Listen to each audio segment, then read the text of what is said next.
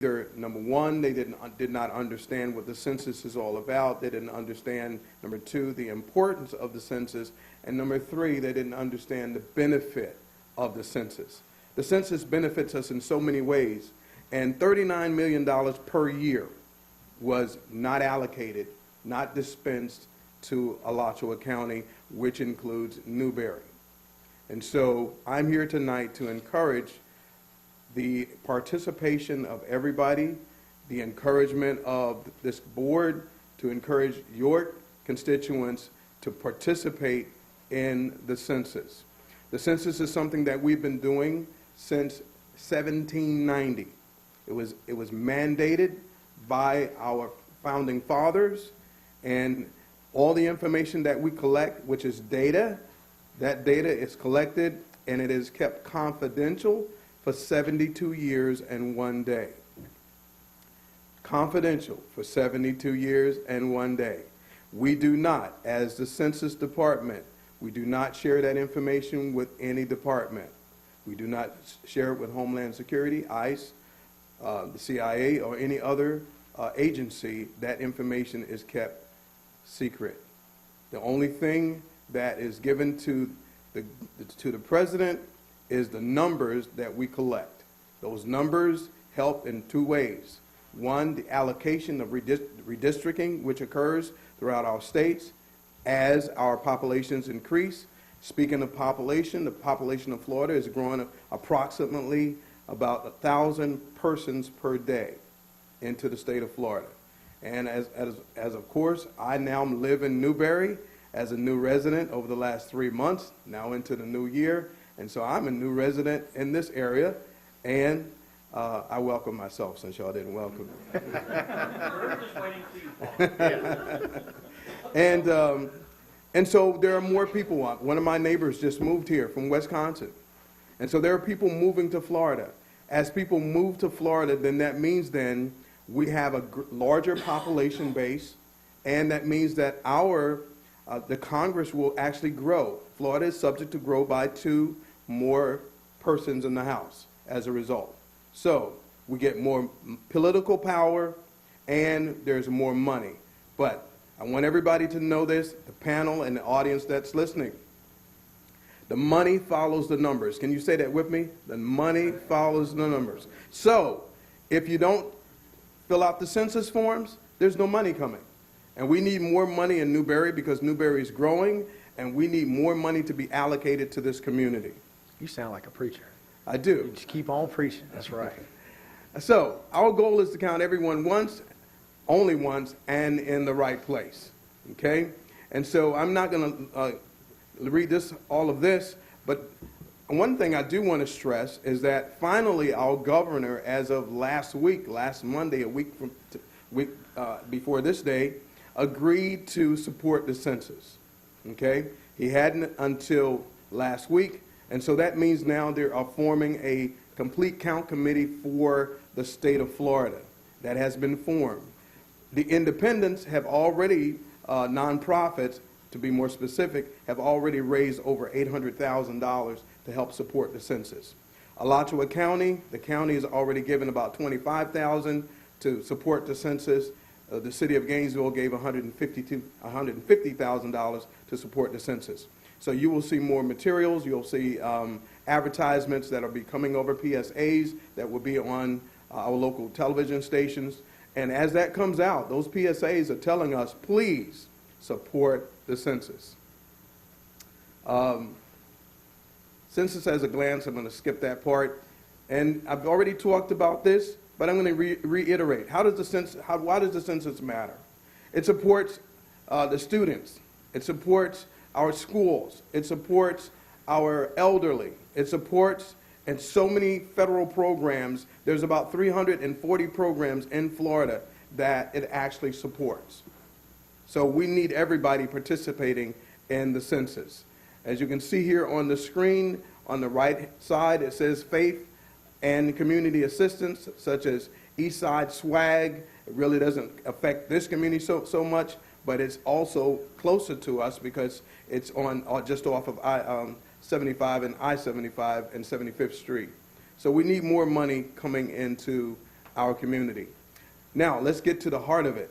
As you look to the screen now, you'll see that this is how much money, approximately, quote unquote, that was not allocated to Newberry. We at the county, I also work at downtown at the county, with the county, and we took and take those numbers that we break those numbers down so we could actually show here what was not disseminated here in Newberry. So you're looking here at $3.6 million based on the population in the area, and that's not the whole of Newberry, but that's the area, about 15,000. And the estimated undercount was about 38,000 a little and plus. So about, not 38,000, 3,800. So there's about 3,000 people or close to 4,000 people that did not respond to the census in this area. Now, Mr. Lowry, can I interrupt you with a question? Yes, you can. If you can tell me that precisely, the estimated undercount, why can't we just count them? Well, that's why I'm here. I'm here to encourage you all as a commission to encourage your constituents, your pastors. We have a pastor here tonight, okay, to encourage our pastors, me, to encourage my congregation to participate. That's how we get the word out. That's why I'm here tonight, to inform us that it is important so that we make sure that that number is counted. Make sure that they're informed. It's important. Make sure they understand that they need to participate the same way that we encourage people to vote. We're encouraging people to participate in the census. To answer your question, sir. Okay, thank you. All right, no problem. I'm almost done. Okay, as you look at the map right now, it's actually pointing toward Newberry. But if you look at to the right of that screen, you'll see the darker areas. That's actually in Gainesville. We didn't narrow it down to show it, pinpoint it exactly here in Newberry, but if we were to take that dark section, those dark sections indicate hard to count communities. Those are people who normally do not respond to the census, not only in Gainesville, but also right here in Newberry and the surrounding community, going all the way back up to Tioga Town, all the way over to the county line here in Newberry. So our goal in 2020 is to ensure that we get about 80%. That's our goal in Alachua County, to get 80%, to go from 72% to get it up to 70 or 80%. We want to get to 80%. That's our goal. And so I'm asking the commission tonight and the public, please make sure that you encourage your constituents, your family members, your employees. Everyone in this community needs to be counted so that we get more money disseminated in this community. Okay, so that pretty much wraps up my presentation. Are there any questions? Does the commission have any questions? Commissioner Herson? Yes, sir. So when will we start seeing the questionnaires or people coming to the doors in Newberry? Okay. Well, first of all, let's hope that nobody comes to the door. Why? It's because this is the first time in history that you'll be able to do the census online. So everybody that has access to a computer, laptop, even their cell phone, they can also use their smartphone to actually do the census. This is the first time you can do that. Secondly, they can go to the library. We have a partnership with all the libraries. You can go to the library and fill out your census forms. Thirdly, you can use your telephone. You can call the census, and you will not receive a lot of prompts. You will get a live person, because I know that is important, because I know when I call AT&T and I get all the prompts, and it takes me about 15 minutes before I get to a live person. We have 6 stations across the country that will be manned by live people who will answer those phones when people call. So they can use the internet, they can use their phone, and there will be traditional mail for those persons who do not respond to the census. As of next month of March, the beginning of March, we will send out postcards with a unique number on it for those persons who want to start doing their census on the 14th or the 15th of March. So you don't have to wait until April 1st, which is the day of the census. You can do it early. You can do it on March, actually you can do it on March 12th. So that Does that answer your question, sir? Okay? Any I other actually questions? had somebody drive up to my house. I was on a lawnmower. They scared me pretty good. Drove right up to the lawnmower. So they've been out and about. Commissioner Farnsworth? You said the area, city of Newberry missed out about $3,600,000 a year. How is that money given to the city? Is Mike gonna come next budget in 2021 and say, I have an extra $3,600,000 to spend, or how does that work? The money is allocated through the government down to the state, and then it's allocated to the communities, to the county. So it's throughout the school board. So the school board would get a chunk of it, which would go to each kid. Yeah. Each different government agency would get a little piece. So the answer to your question is no, you're not getting $3 million. But you'll see it trickle throughout the community, yes. So, I mean, do we get a direct amount from the government? My expectation is that any increases in revenue will show up in the projections that come from us from the state as part of the state funding that we receive through CDBG grants. Right. Do I get more prompts back there, or is that the only prompt I'm going to get? Why don't you But- come on down, Dallas. Yeah. So I think State state revenue revenue sharing. sharing, which is Right. the primary resource of funds of money that we receive from the state of Florida, that it does show up in our budget, and it increases annually, but with a properly done census, it might increase more annually. Okay. Yeah, there's a possibility that you can get anywhere from 3 to 5% increase, maybe even 10%. Depends on how many people respond to the census. And so that's why we need to increase those numbers, get the word out, get the message out, get more people counted. Any more questions? Thank you very much. Thank you, Mr. Lowry. Before we move on to the update on the code enforcement, Amy, are we airing this on YouTube Live right now? It's up now? Okay, it's up now. All right, thank you, just checking. Okay, and now we have an update. Thank you, Mr. Lowry. Now we update on our code enforcement activities. I'm hoping I don't see a picture of a whole bunch of Christmas trees that kept falling over during all those windstorms we had here in Newberry. Welcome, sir. Good evening, Mr. Mayor and Commissioners. My name is Rick Wolf, and I've had the opportunity of serving as your code enforcement officer for the past 2 years, and I'm here tonight to present the fiscal year 2019 update on code enforcement.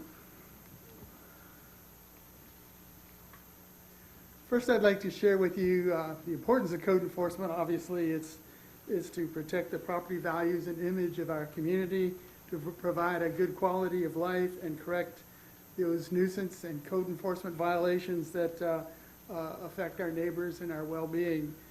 We are needing to promote safety and well-being for our community, to provide a healthy living and working environment, and so that's what code enforcement does to help our community. I'd like to share with you the state of Florida.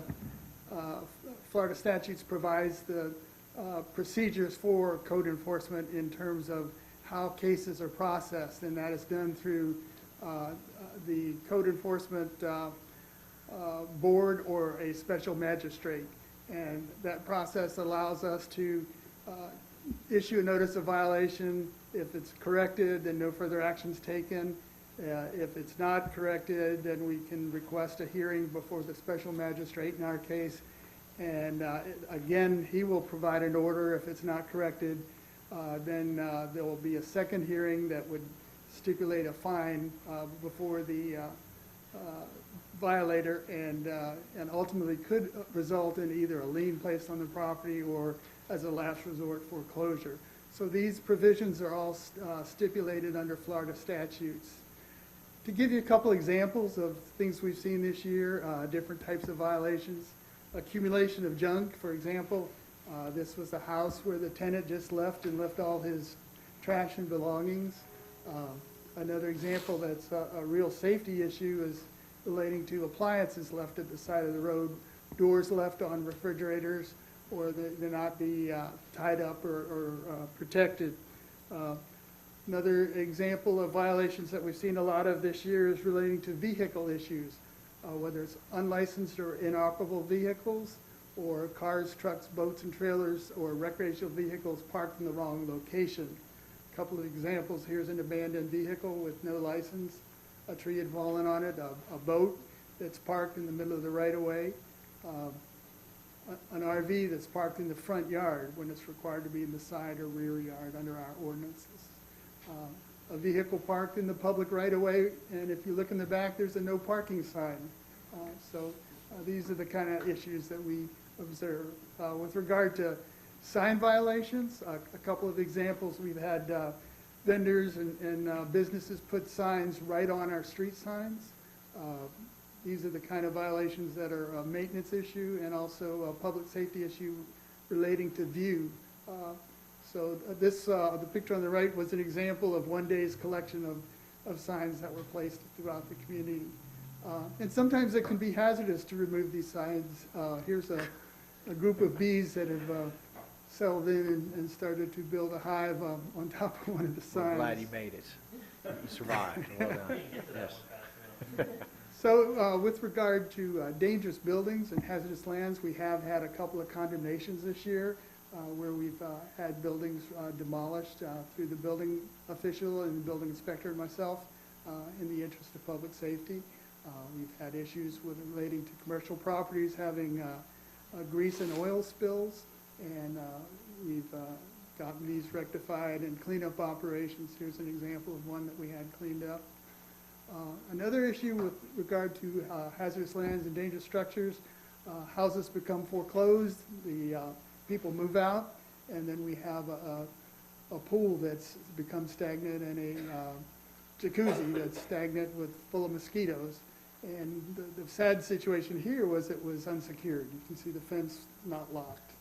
And we worked through the bank that was the receivership for this foreclosure and got these violations corrected. We've had some tree issues with relation to falling trees. This was an example of some dead trees that had fallen on adjacent properties. And in order to resolve these, we had property owners rectify this by cleaning the property and removing the dead trees. This was an example of a tree that we cited the property owner after receiving a complaint. The tree was split, in danger of falling. Unfortunately, this one fell after we issued the notice of violation before the violator got a chance to remove it, and it did cause property damage. We've done some outreach this year, and the outreach relating to yard debris and vegetation. When people have placed their vegetation improperly, we've worked with Waste Pro, and we've come up with a handout that a placard that's a little more obvious than the little yellow sticker that they place on the pile of debris to let people know the proper way of disposing of their vegetative debris. With regard to improvement of property without a permit, we work closely with the building department. A couple of examples, this was an addition to a house that was constructed without a permit. This was a storage shed that was right up against the fence, violating the setback requirements. This was a re-roof that was done without a permit. These are the kind of things that we're seeing. Some other issues, this was an effluent that was run from the water softener and just dumped into the street, which is a violation of our city code. You all heard about the basketball hoops in some of the communities, and the problem here is obviously the recycling Waste Pro cannot pick up that bin with the basketball hoop right there. So we want people to be able to recreate, and if kids have to play in the street, at least remove the pole from when they're not playing is the important thing. So another example is we work quite often with animal control with the county relating to dogs, chickens, wildlife, and also with be it game and fish, be it the health department on some of our other complaint issues. As far as outreach goes, this year we have come up with another handout that we've submitted to go out with the utility billings and to be distributed at festivals such as Main Street and others. And finally, how have we done this year? Well, you remember last year I showed you this action order and complaint process. This year, we processed 207 action orders that resulted in 171 code violations. Of those, most of them were resolved through contact and education. We did issue 40 courtesy notices of warning and 30 formal notices of violation. Of those, 153 of the 171 have come into compliance, 18 are still pending, and we had 19 cases go before the special magistrate. So this year, 82.6% of all our action orders involved code violations, which is a little higher than last year. It's because people are getting a little more knowledgeable of what is and what isn't a violation. 59% of those code violations were corrected through contact and education. 23.4% received courtesy notices, and 17% plus received a formal notice of violation. 89.5% of our code violations have been corrected and closed in fiscal FY 2019, as opposed to 83% the previous year. About 10.5% are still pending, and 7.6% of the code violations have been scheduled before the special magistrate for hearing. So the special magistrate had 4 hearings this year that were conducted. 13 new cases were presented, 4 for noncompliance, and 2 reduction hearings. So that's kind of a quick overview of the code enforcement activities this year. I'll be happy to answer any questions. Thank you, Mr. Wolf. Very concise, articulate, and numbers oriented. I think we really like to see the percentages between the years, so thank you for that. And Commissioner Martin. Rick, do you have any idea of what percentages of these were a particular type of violation? Do you see, what's the most you do? What issue are you resolving or trying to resolve? The 2 most common are relating to vehicles Okay. and accumulation of trash and debris. Okay. That's probably the ones that we deal with the most. Any other questions from the dais? Any questions from the public about anything you heard, learned tonight? Anything like that you need clarification on? Come on down, Commissioner Lawson. And don't forget to introduce yourself. Good evening, Alina Lawson. My question is for the Newberry residents who do not get their power from the city of Newberry, how do they receive communications? Because he mentioned there's some inserts into the Newberry City bill, but what about Clay and the other customers? Okay, thank you for that. Ms. Wolf, you want to address that? That's a good point. And again, we've done that outreach not only through the utility bills, but also through different festivals, at different public events. We've presented these brochures and pamphlets. But Watermelon Festival, Fall Festival. Main Street, but that's a good suggestion that we could get in touch with the utilities and see if they're willing to, those that are in Newberry, to send out our handout. Mr. Mayor, do you have anything to add to that? Also, just actively through social media, through our website, we have a customer call, robo-calls, what we refer to it, that's available to all customers. You see periodically we're doing pushes to encourage people to sign up so they can get those types of notifications. We have email lists, so you can also, if you want notifications from the city, we would transmit emails to anyone that's on the list. So we have a variety of outreaches, none as successful as our utility billing system. And Mr. Wolf, our Mr. Manager might be able, is it one time a year or twice a year where we do chemicals, tires, in terms of the trash debris that piles up? Is that 4 times a year? 4? Yes, sir, 4. 4 times a year. So those are the ones I'm always really trying to push, because I know out in the rural areas, those kinds of things have a tendency to build up. Okay, any other questions from the audience? Okay, hearing none. Thank you, sir. We appreciate it. Okay, well, it is not only our first meeting of the year 2020, it is our first meeting of our Kwaski Centennial year, which is our 125-year anniversary. So, to formally kick off the year's events, we have a proclamation declaring this year as such. Whereas Newberry is a small community sitting on the western edge of Alachua County in the middle of one of the most picturesque, historical, and fastest growing areas in the state of Florida. And whereas early foot trails, wagon roads, and railroads brought farmers and prospectors to Newberry in the early 1880s, and subsequent family businesses grew from the mining and farming industries to serve the needs of a growing community of people. And whereas the community continued to prosper after the addition of a rail line in 1893, so on March 20th, 1895, the citizens of the town of Newberry assembled to organize a municipal government. Whereas Newberry has emphasized the preservation of our agricultural heritage and balanced the desire to retain our small town character while promoting economic growth, and whereas in our 125 years, Newberry citizens have worked with dedication and resolve to build a community of farming and family values while adapting to the many changes that come with a growing city. And whereas Newberry has embraced new residents who are as diverse as the world is wide, but are committed to making this community, our community, successful in every way. And now, therefore, I, Jordan Marlowe, Mayor of the City of Newberry, Florida, do hereby proclaim in commemoration of the 125th anniversary, 2020, as our Quaskey Centennial Year. 125 years at home in Newberry, Florida.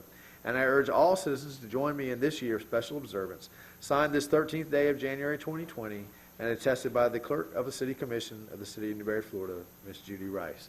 I'm going to ask Commissioner Hersom, who brought this 125-year anniversary to our attention, to meet me at the podium and accept the proclamation on behalf of the City of Newberry.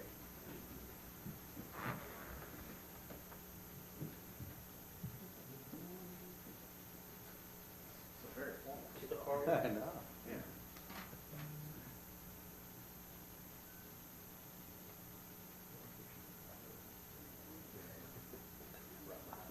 Thank you, sir.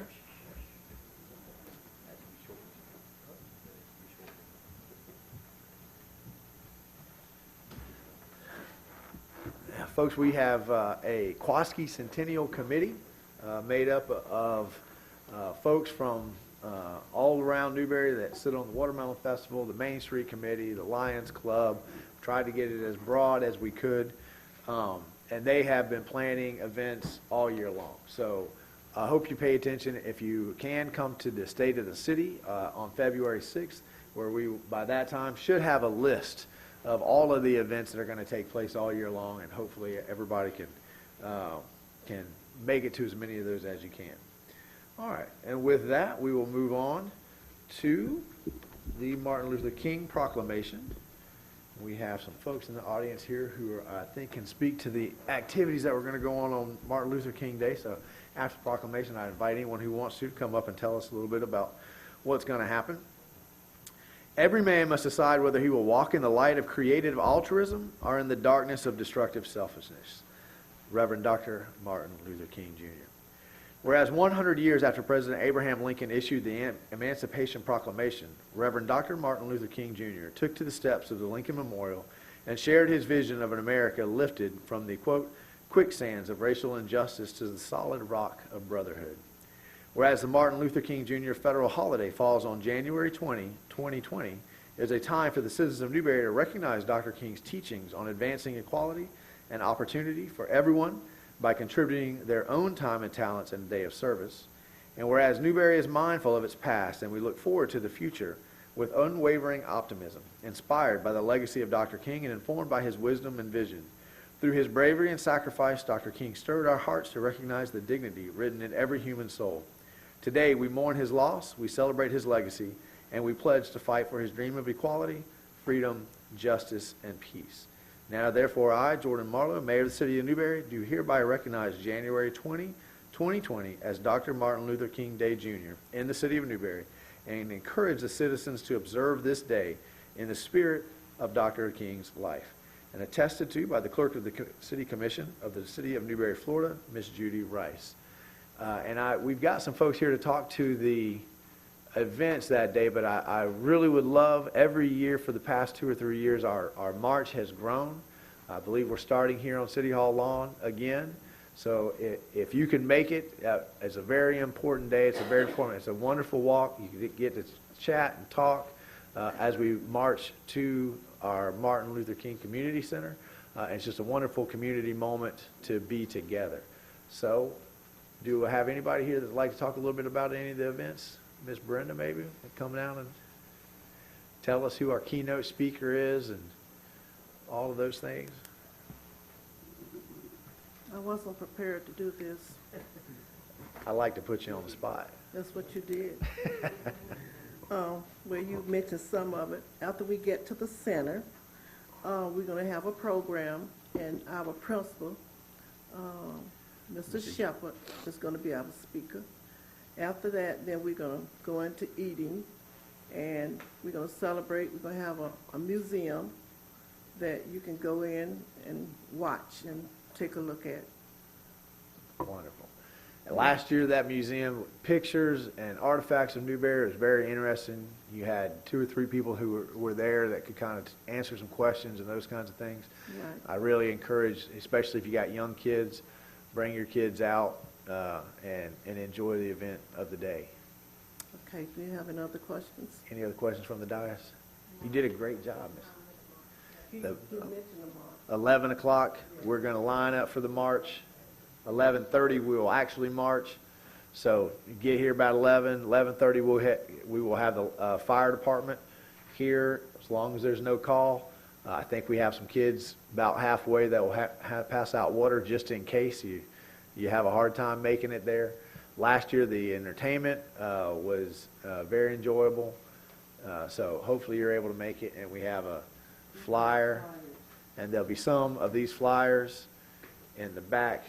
You can pick one up on your way out and join us. All right. Thank you, Ms. Brenda. Okay. Any other questions about Monday's MLK ceremony?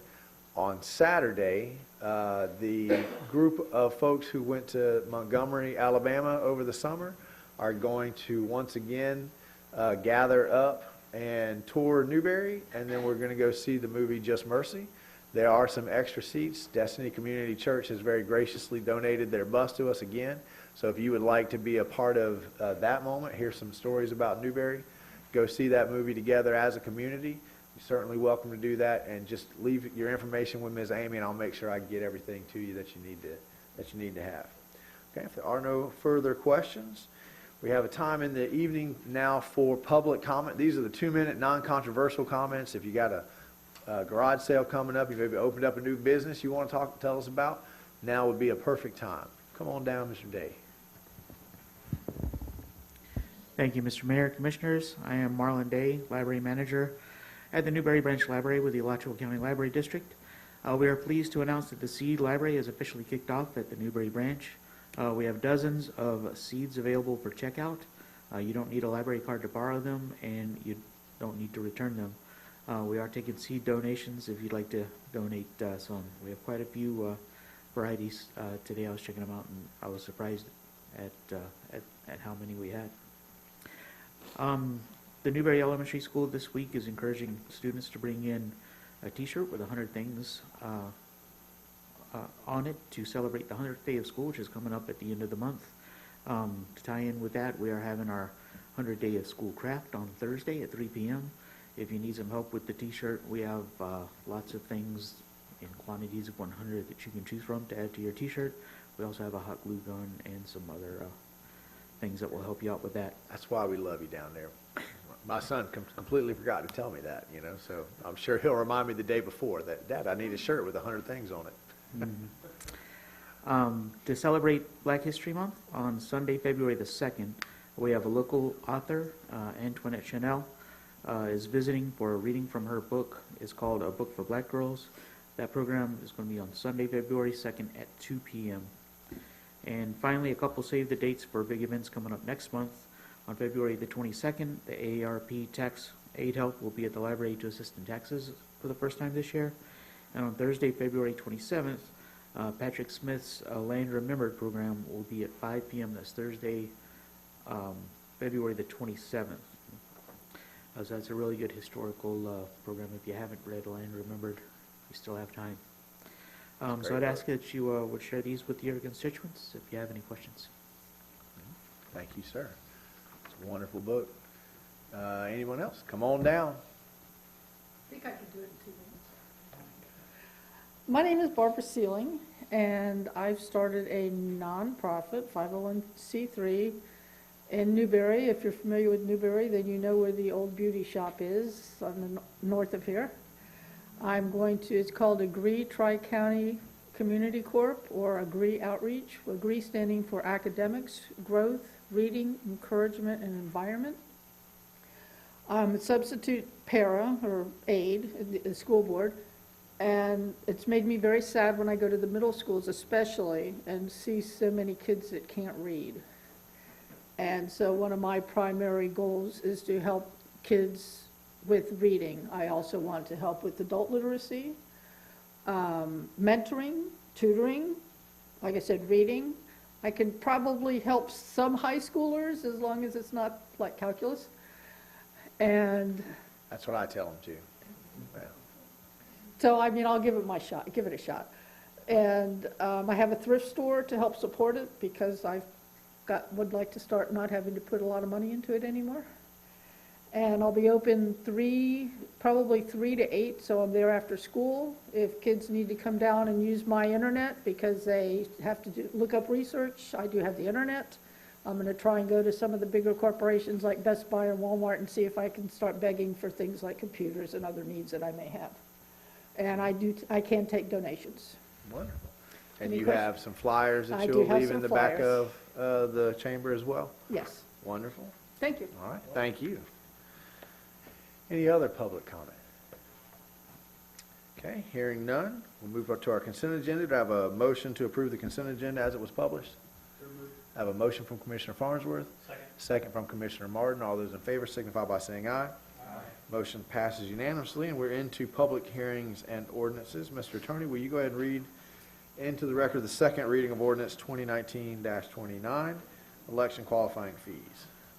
Thank you, Mr. Mayor. Ordinance number 2019-29, an ordinance pertaining to election qualifying fees, amending Chapter 26 of the Code of Ordinances of the City of Newberry by creating an additional provision to be known as Section 26-16 qualifying fee, repealing all ordinances in conflict, and providing an effective date.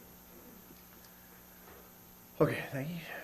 Do I have a motion to put the second reading of ordinance 2019 on the floor? Second. I have a motion from Commissioner Farnsworth, a second from Commissioner Herson. Are there any questions about this ordinance? So do we have a presentation on it, or should we? We do have some new folks in the audience who weren't here last time. I'm happy to give an overview of what this is all about. 30 seconds, if you want to, or I will. I'm happy to do this. So basically, to qualify for an election, there's 2 fees under Florida statute. The filing fee, which is 3%, it needs to be paid 3% of the annual compensation of the position, which is paid into the city's general fund. And then there is an election assessment fee of 1% that is forwarded to the supervisor of elections and is held in the state's trust. However, Florida statute allows a local municipality to change the percentage of the filing fee and only the filing fee. We cannot make any changes to the election assessment of the 3%. So what we've done here with this ordinance is create a resolution, or create an ordinance that by resolution allows the city to set that fee, and we do have a resolution later on the agenda tonight which we'll address at that point. So that's essentially what we're doing here, to give the flexibility to the city to set that fee. All right, thank you, Mr. Attorney. I have a motion and a second with no questions from the dais. Does the public have any questions on the motion on the floor after that explanation? Hearing none, all those in favor signify by saying aye.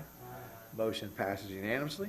Mr. Attorney, will you read into the record the second reading of ordinance 2019-30, the charter referendum question for us? Thank you, Mr. Mayor. Ordinance number 2019-30, an ordinance of the City of Newberry, Florida, calling for a referendum question to be placed before the qualified electors of the City of Newberry at the next general election, which is scheduled for Tuesday, April 14, 2020, providing a charter referendum question determining whether to adopt the proposed 2019 charter for the City of Newberry, which would replace the existing charter, providing for the full text of the proposed 2019 charter for the City of Newberry, providing for a vote on the length of terms which will be submitted to the electors by separate ballot question, providing for requisite ballot language, and providing an effective date. Okay, do I have a motion to put this item on the floor? I have a motion from Commissioner Hersom, a second from Commissioner Norfleet. And folks, hopefully at this point in time, you've watched some of our educational videos, you've watched some of the videos on our charter review. For about a year now, the city of Newberry has been engaged in reviewing our city's charter. We've met on a monthly basis to review article by article. And those suggestions and revisions from the charter review have made it through workshops with the commission and this will be the second reading of that. So there's a lot of information. I can't even begin to summarize all of that, but I will point you to the city's YouTube page where those videos will go through the suggestions that the charter review committee has made, why they're making those, the pros and cons. And hopefully we'll all be well educated when it comes time in April to cast our vote on the ballot about whether or not to accept those charter revisions. So does the commission have any questions on ordinance 2019-30? Does the public have any questions about anything I just said about the charter? Okay, hearing none, all those in favor signify by saying aye. Aye. Motion passes unanimously. That will move us to our agenda items. And first on the agenda item is resolution 2020-03, which if you commissioners will look on your dais, I apologize. Commissioner Coleman, who as we mentioned is out sick, and I have been working on this since he first brought it up, and we've been hashing out the language and the details. And that took right up until today to finally finalize. So hopefully you had a chance before the meeting to review the language in the resolution. Mr. Attorney, would you read the resolution by title only? Thank you, Mr. Mayor. Resolution 2020-03, a resolution of the City of Newberry, Florida, declaring Newberry, Florida a constitutional city and a reaffirmation of our commitment to stand in opposition to any abridgment of our constitutional rights and standing in immediate opposition to any abridgment of our United States Constitution Second Amendment rights. The conversation between Commissioner Coleman and I has basically centered around how can we make this the strongest statement we can make it, given the fact, obviously, that we don't have a police department, a sheriff's office, and how can Newberry lead in this conversation and not just follow? And that's how we got to some of the language here. I think you'll see there's some English teacher language here and some history teacher language here. Does the commission have any questions? I'll be glad to read this in some, if the crowd and the commission would like, so that everyone can think about it. Would the commission prefer me to read this out loud? Okay, so the attorney has read the title. Whereas the United States Constitution is the supreme law of our nation, and whereas we affirm our commitment, as we have all duly sworn, to the United States, and whereas we attest to the pernicious and constant threat to the Second Amendment of the United States Constitution, and whereas the Second Amendment of the United States Constitution states, quote, a well-regulated militia being necessary to the security of a free state, the right of the people to keep and bear arms shall not be infringed. And whereas the United States Supreme Court found in Miranda v. Arizona, 384 U.S. 436 in 1966 that, quote, where rights secured by the United States Constitution are involved, there can be no rule making or legislation which would abrogate them. And whereas the United States Supreme Court in District of Columbia v. Heller, 554 U.S. 570 in 2008, affirmed that the Second Amendment right to keep and bear arms is not connected in any way to service in a militia.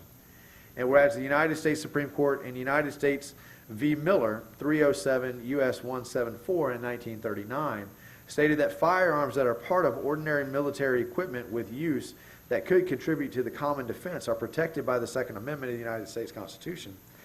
Whereas the 14th Amendment to the United States Constitution states, quote, no state shall make or enforce any law which shall abridge the privileges or immunities of citizens of the United States, nor shall any state deprive any person of life, liberty, or property without due process of law, nor deny to any person within its jurisdiction the equal protection of laws. And whereas the United States Supreme Court in McDonald v. City of Chicago, 561 U.S. 742 in 2010, affirmed that a person's Second Amendment right to, quote, keep and bear arms is further secured by the due process and the privileges and immunity clauses of the 14th Amendment of the United States Constitution. This decision also protects rights closely related to the Second Amendment, namely the right to manufacture, transfer, purchase, and sell firearms, accessories, and ammunition. And whereas the 10th Amendment to the United States Constitution states, quote, the powers not delegated to the United States by the Constitution, nor prohibited by it to the states, are reserved to the states respectively, or to the people. And whereas the United States Supreme Court found in Prince v. United States 521 U.S. 898 in 1997 that the federal government cannot compel law enforcement officers of the states to enforce federal laws, as it would increase the power of the federal government far beyond that which the United States Constitution intended.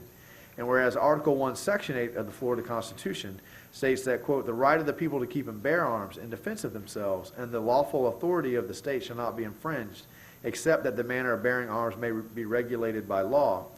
And, quote, and whereas, due to dual sovereignty of the United States Constitution, the federal government has no authority to enforce state laws, and states cannot be compelled to enforce federal laws. Whereas the last protections of the United States Constitution are the county sheriffs, and, quote, we the people of the United States of America, and our ability to fulfill that role successfully rests on our Second Amendment rights. Now, therefore, be it resolved by the City Commission of the City of Newberry, Florida, Section 1, the above recitals are true and correct and incorporated into this resolution. Section 2, the City Commission of the City of Newberry, Florida, hereby declares Newberry, Florida as a constitutional city which will protect our residents' Second Amendment rights in order to preserve for the people of the City of Newberry, Florida, all of their rights guaranteed by the United States Constitution. Section 3, we the people of Newberry, Florida, through this resolution hereby declare our rights, our freedom, and our liberty as guaranteed by the United States Constitution. Section 4, all resolutions and parts of resolutions in conflict herewith are hereby repealed to the extent of such conflict. Section 5, this resolution shall become effective immediately upon a final adoption and shall remain in force and effect until amended or repealed by the City of Newberry City Commission.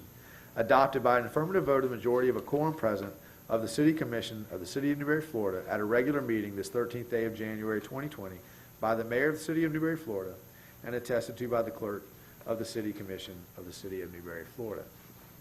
You can see why that took a little while to write. There's quite a bit of history there. Are there any questions? And I appreciate everyone sitting and listening because I think it's a very nice summation of the history of legality here. Are there any questions or statements from the dais? Hearing none, would the public like to have any questions or comments? Hearing none. Come on down, sir. Now's the chance. My name is John Legler. I've been a citizen of Newberry for 17 years. I don't understand this at all. All I've heard about it is that it boils down to refusing any future federal laws legislating guns. I appreciate what you just read, but it doesn't make any sense to me. What, in fact, will be the upshot of this? That we are not going to obey future laws preemptively? I don't understand how that's even legal.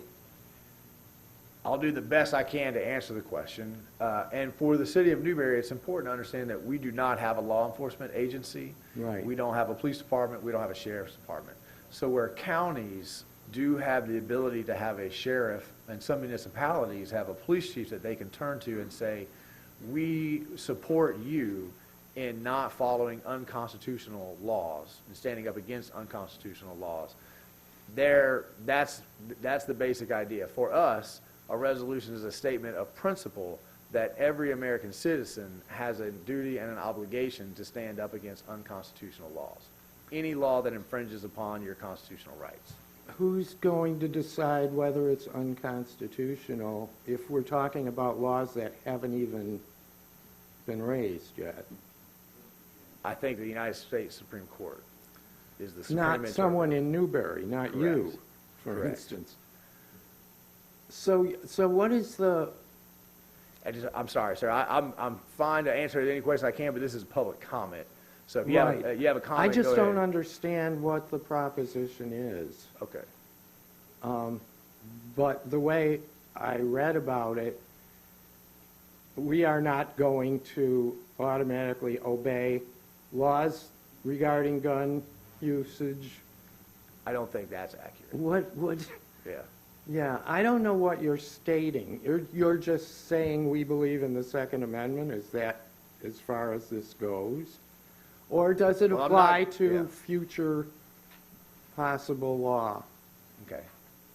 I don't like the idea of us declaring we're against laws before the laws are passed. I don't understand what that means.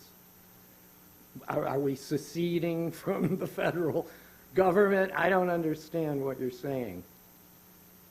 If you And could explain what I'll be happy what to the try to do upshot that one is. more time, but this isn't a conversation, it's a comment. So is the sum of your comment that you don't understand what we're doing here? Yeah, Okay, yeah. thank you, sir, and I'll be happy to, Okay. to offer a response. Is there any other public comment as I'm trying again to formulate that response in my mind? Go ahead.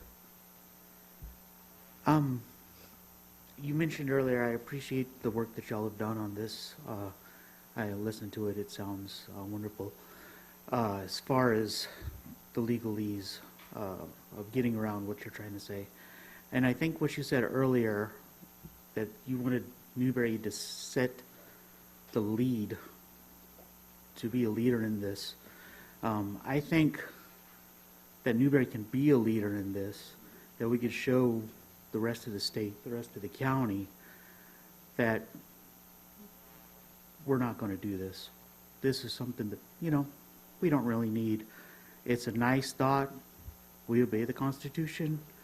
We obey the laws, and we will continue to do so. Constitution is the Supreme Court of the land. But this is an overstep of our bounds. This is an overstep of our authority. And I would ask that y'all would vote against it tonight. Thank you. Other public comment?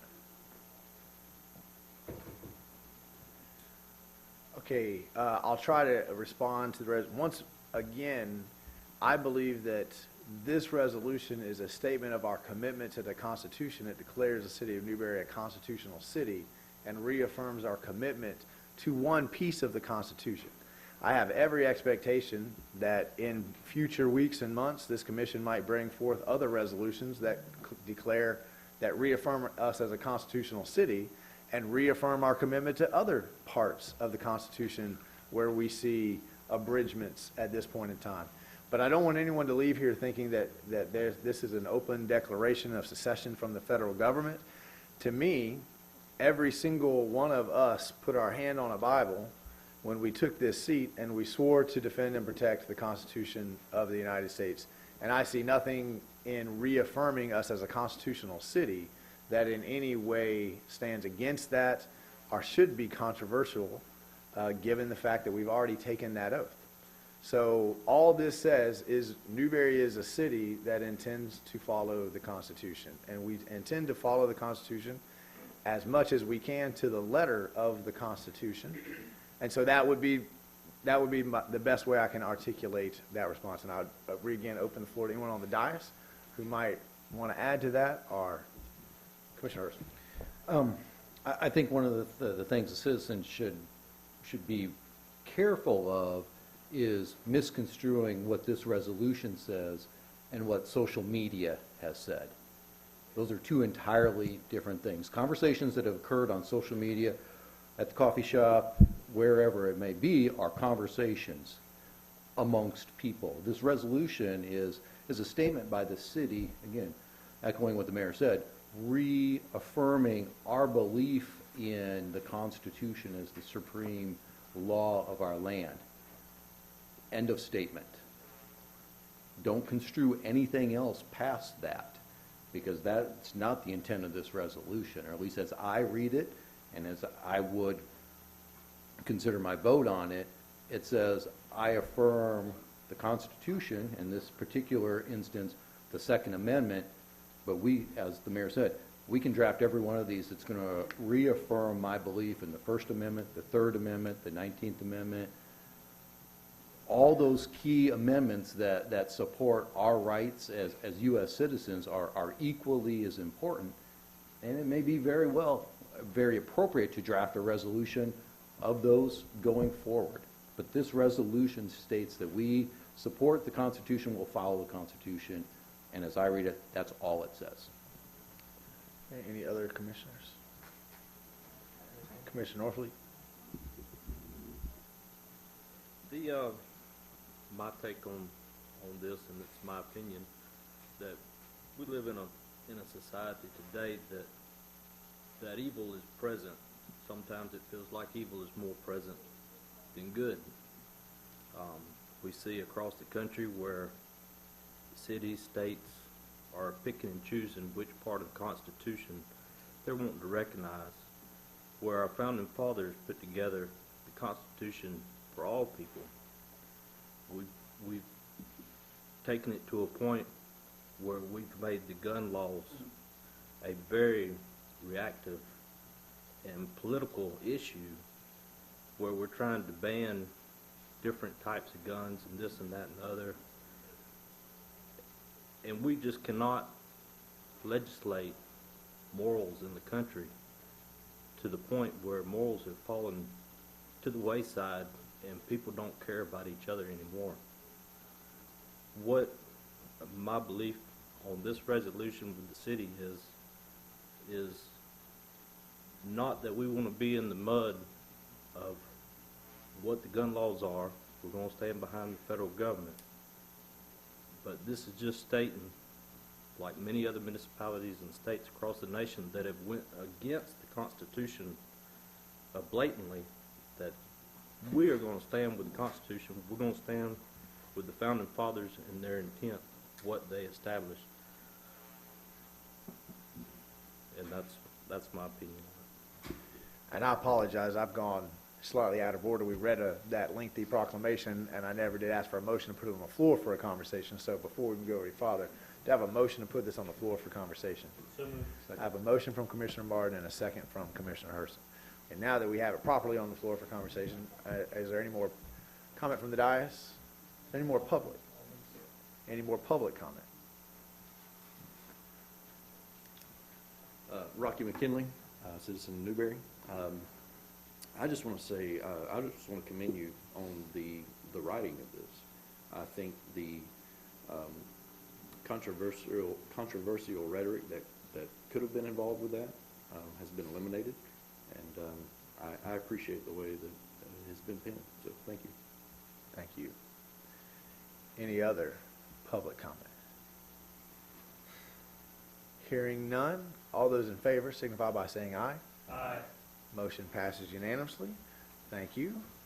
And that brings us to resolution, Mr. Attorney, I don't have the number in front of me for the filing fees. What resolution are we at now?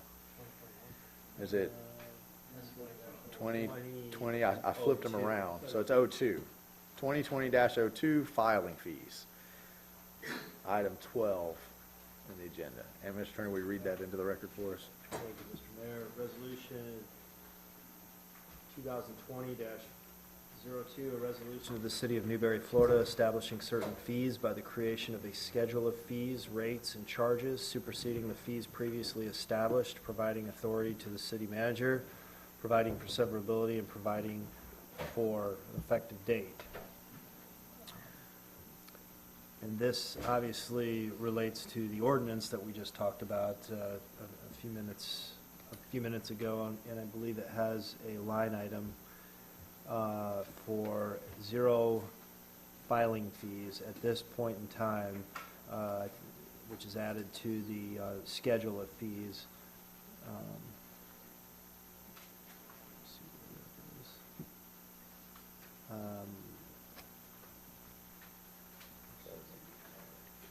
it is. It's in the schedule of fees. I know I saw it earlier, but I $111, $117.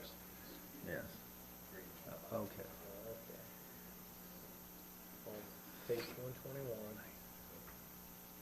Right above that green line. Okay, there we have the election filing fees here, thank you. Is set at $0 per candidate. And of course, this is where the commission will have the discretion to set it today and change it in the future if they deem that appropriate. Okay, so do I have a motion to accept Resolution 2020-02? I have a motion from Commissioner Norfleet. He did read the resolution. Do I have a second? This would have a second from Commissioner Martin. So this is the ordinance that gives you guys the power to set the fee.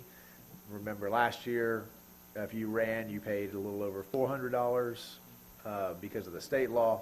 This allows us to bypass part of it and just charge the part that we have to charge, which will bring the cost to run for office in the city of Newberry to 116, 1% of the salary.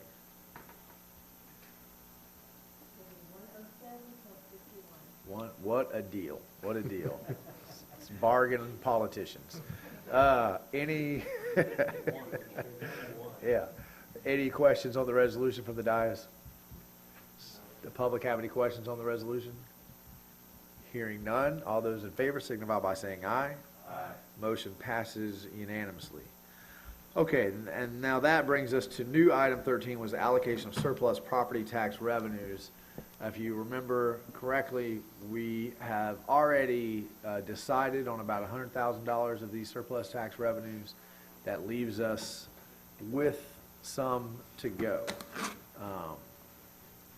This may be a lengthy conversation, so if people, and it is possible, except for the fire hydrants, that we can have this another time. So if you guys have not come to a determination about what you want to do with it, and we're still kind of all over the place, we might want to consider tabling this until we have a full dais and we have more cohesion. Any thoughts, or we want to give it a shot, at least get the overview and find out if we're all over the place? Mr. Mayor? Commissioner Martin. Yeah, I don't have any problem doing a little bit of an overview, but Commissioner Coleman's not here. Commissioner Herson is on his last night. He's about to cross the finish line. So maybe we could just spend a couple of minutes on it and kind of get a little bit of thought on it, but we can wait Let's till do the the next overview, meeting. and then we'll see where we are. Is the overview being led by you, Mr. Manager, or by Dallas?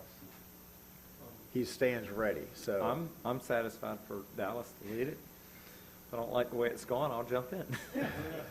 I haven't seen this PowerPoint, so we'll see what happens. Mr. Mayor, as you know, we've started talking about this back in November, at which point we had $150,000. The commission allocated $100,000 of that towards Southwest 46th Avenue as well as Newberry Oaks. The remaining $50,000, the commission asked us to provide the CIP to the commission so they could look at it. Additionally, we provided a list of projects that aren't necessarily on our CIP, but that have come up in the course of discussion amongst staff as well as with elected officials. Those are all included in your backup documentation. Recommended action is to direct staff on what to do with the money. And Dallas, you guys have the candidates that have either been on the CIP or you guys have brought up. If you, and there is one up there, it's the next to the bottom. I asked for that to be placed in front of you for consideration after I attended Alachua County's charter review meeting last Wednesday. I think there are some things there that are very, very concerning.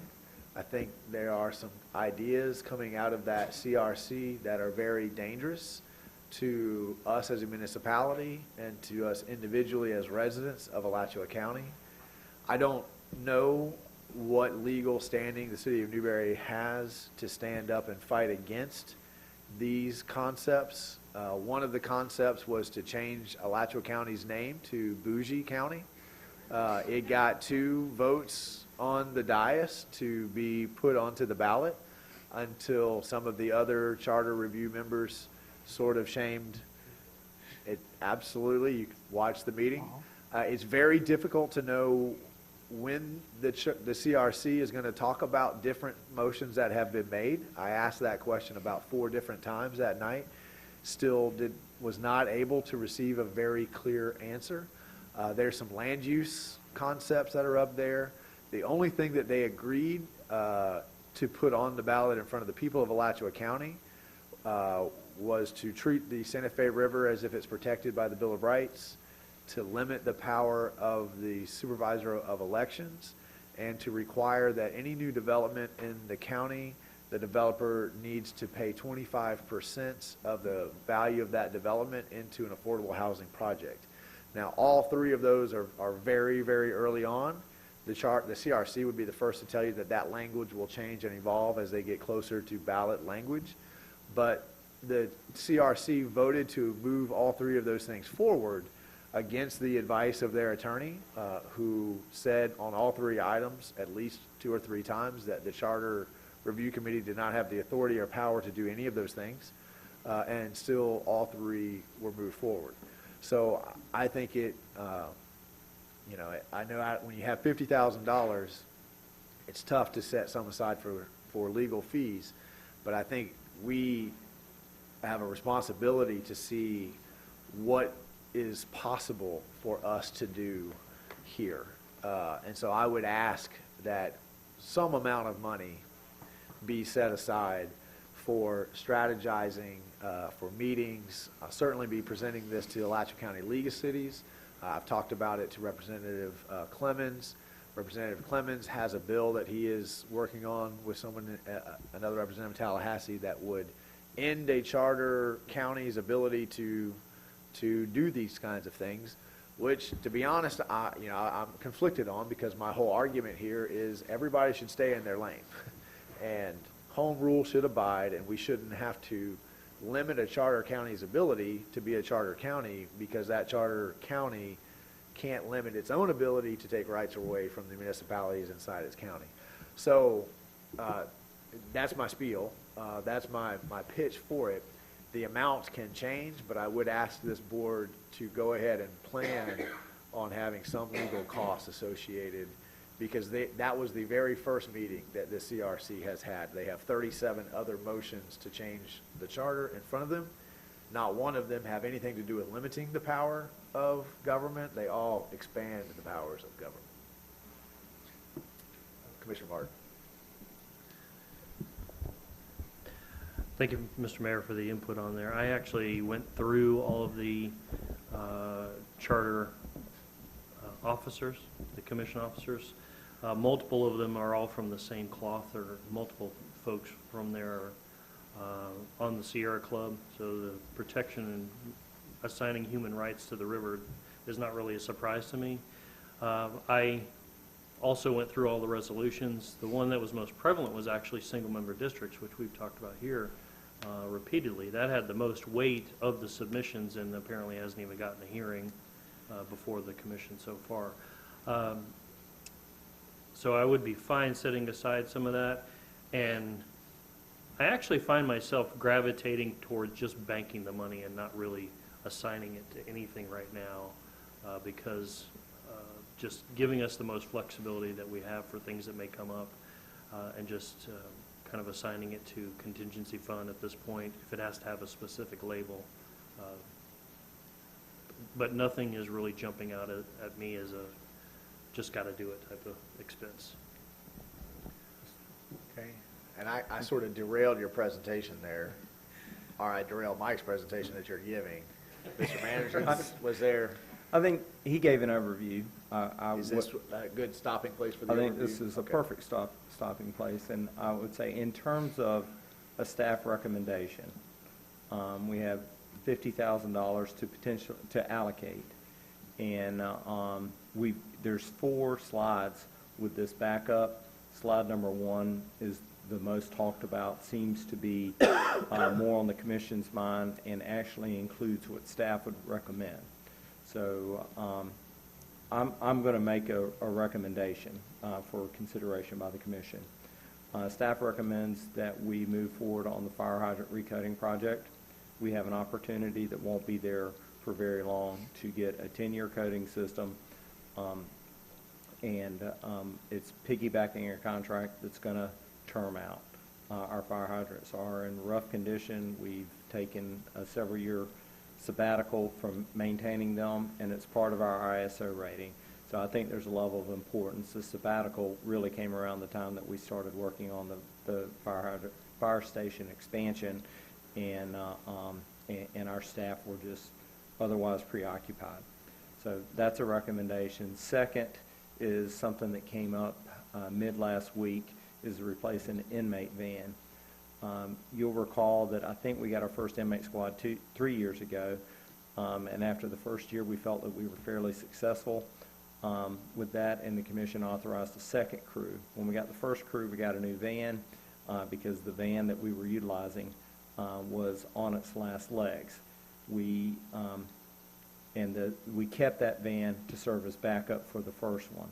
When the second crew came along, it was mid-year, and we decided that we could utilize that van for the rest of the year, and then we would budget for a new one in the current fiscal year, the one that we're in now.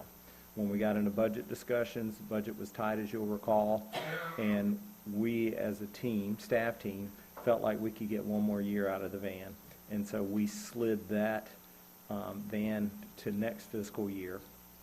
We're 4 months into the fiscal year, and we're faced with a van that has in need of about $5,400 worth of repairs. I believe that's correct, Jamie, somewhere in that neighborhood. And the van is worth about $5,000. So we're going to be making a big investment to get that van another year down the road, or another 6 or 8 months down the road. So, so we believe and to purchase a used van would be somewhere in the $15,000 range. To get a new van would be $32,000 equipped and ready to go.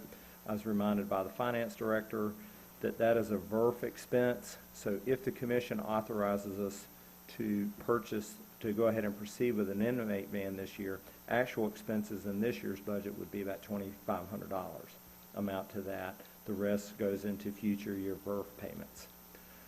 So that's a second project of recommendation. With the county charter review fund, we currently have $50,000 in contingency. Because of the element of unknown how we would utilize this, staff recommends that we pull earmark 20 or 25,000 of contingency for that county charter review. If we need it, we'll expend it, and if we don't need it, we wouldn't. And the last project that I would advocate for is the Southwest 4th Avenue sidewalk project. It's a total project worth $65,000. We have an agreement in place that has not been finalized. It'll come before the commission from a developer to pay for half of it. It's an agreement. At one point, 15 years ago, it was the developer's responsibility. Somehow, the developer wiggled out of that, and the developer, the corporation that was developing, actually is no longer. So we found a parent corporation with some goodwill, and they've agreed to pay half of it. If we would pay half of it. I don't think that we could do that this fiscal year, even if we put the agreement in place. I think we could probably get everything ready to go for the beginning of next fiscal year. But that Southwest 4th Avenue sidewalk project it would connect Newberry Place to Oakview Middle School, and in the 5 years I've been here, it has been something that comes up again and again from the City Commission expressing interest in completing that project. So that's kind of a frame of the projects that the city staff is most interested in. Again, fire hydrant is something we'd like to move on, and the rest of the projects I mentioned, I think there's a path to get there with the funding that we have available to us. Mr. Attorney, is the agreement with the developer on the sidewalk, is that finalized? We have an offer, they pay half, we pay half, it's a done deal? Well, if we have the money. It's not signed, but in principle, yeah, the documentation hasn't been finalized. Okay. Okay, so we have an overview.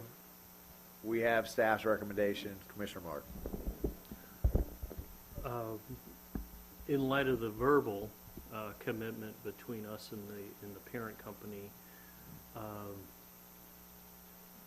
seems almost problematic to try to wait until October 1, 10 months from now on that.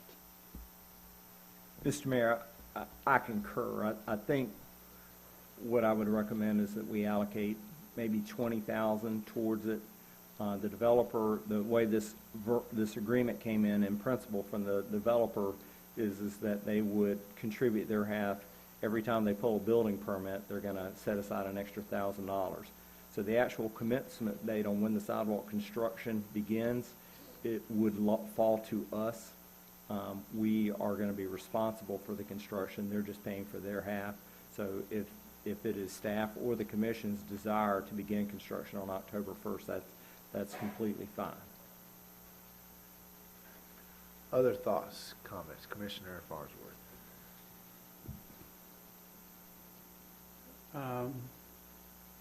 The thing I'd like to see primarily are the fire hydrant recoat. I think that is something that's desperately needed. It'll benefit the citizens. It'll help lower their insurances, and it won't tie up our fire department trying to maintain those fire hydrants over the next 10 years. So instead of them going out every year or two and trying to keep up with all that, it'll be done, taken care of. And I think it's an opportunity that is more fleeting than the others. So I think it's something we should act on as soon as possible. And do we have to vote on that tonight, or is it something that can be next meeting? Mr. Mayor, if there's direction from the commission tonight, I'll bring back a budget amendment to the next available meeting. And your question is will this piggybacked contract still be available at the next one, or do we need to send them a letter tomorrow saying we're good, or they're out of here? Right. 6 months. We have 6 months to confirm this with them? Correct. Or we have 6 months if we confirm it to when they'll be done? Yeah, I heard a yes, but I don't know which question I was saying yes to. He knows way more about it than I do, so. I'm speaking off the top of my head, but if I recall correctly, the contract expires in approximately 6 months. So we have 6 months to make this decision. We To can issue a purchase order.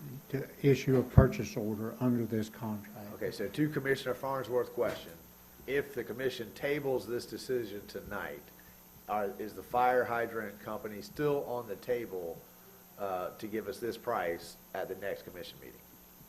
Yes, that would be fine to vote at the next commission meeting. We just need to execute an agreement if we're going to with them in the next 6 months, have a purchase order and have the work completed. Okay. Okay. Other questions? Are you done, Commissioner Farnsworth? Just one other thing. Also, I think that the 4th Avenue sidewalk should be would be my second choice. And I mean, we do have some reserves. If we have a situation where we have a good opportunity to save the citizens some money over the long run, with this company paying half of that sidewalk and the other one giving us sounds like a pretty good deal on the fire hydrants. I don't see why we can't take a little bit of the reserves and cover that deficit. And just to be clear with the commission, the manager's recommendation of using the contingency fund, if needed, for the legal fund, I'm perfectly okay with, as long as we're all upfront and public with the nature that this issue, I may be here in a month asking you, guys, I need to sit down with Folds and Walker because we're clearly going to court on this. And to your point, Mr. Mayor, what I ask for on that is that the commission authorize us moving $25,000 from contingency and reserve it for that fund, and it would show up in your next budget amendment. And if we don't need it, it would simply roll over back into. Would that be more of a League of Cities issue? I mean, I'm going to ask the League of Cities. It's not all on Newberry to defend ourselves or defend the remainder of the county on this. I'm going to ask at the next League of Cities meeting that every city pitch into this, and I would expect the city of Gainesville to carry the heaviest load here. And so far, every city, every elected official I've talked to across the county is on the same page that we are. So I would expect that answer to be yes. But I also expect that this will be a fairly hefty legal bill that unfortunately our taxpayers get the joy of paying both sides for, which was the other point I made to the CRC. That when your attorney says the very first legal challenge that comes across, you're going to lose, you shouldn't do that, because we get to pay for the prosecution and the defense when we're suing ourselves.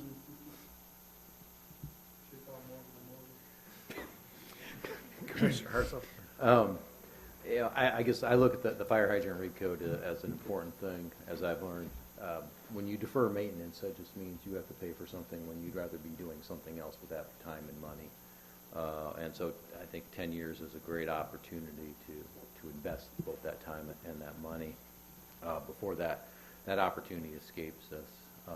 And then certainly, as we've discussed, whether it's out of that 50,000 or out of the contingency, setting aside money to defend the city or our interests, that is a long-term investment that maybe we don't realize that money or that value in this fiscal year, but it will be 10 years down the road when we can still conduct business the way we want to conduct business outside of what the county is doing to us.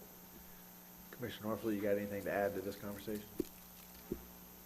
Yeah, I'm good with the fire hydrant and the allocation of legal funds, but on the ban that you mentioned earlier, with the sale of the surplus property that's coming up, how will that be allocated, and can that be used towards the ban?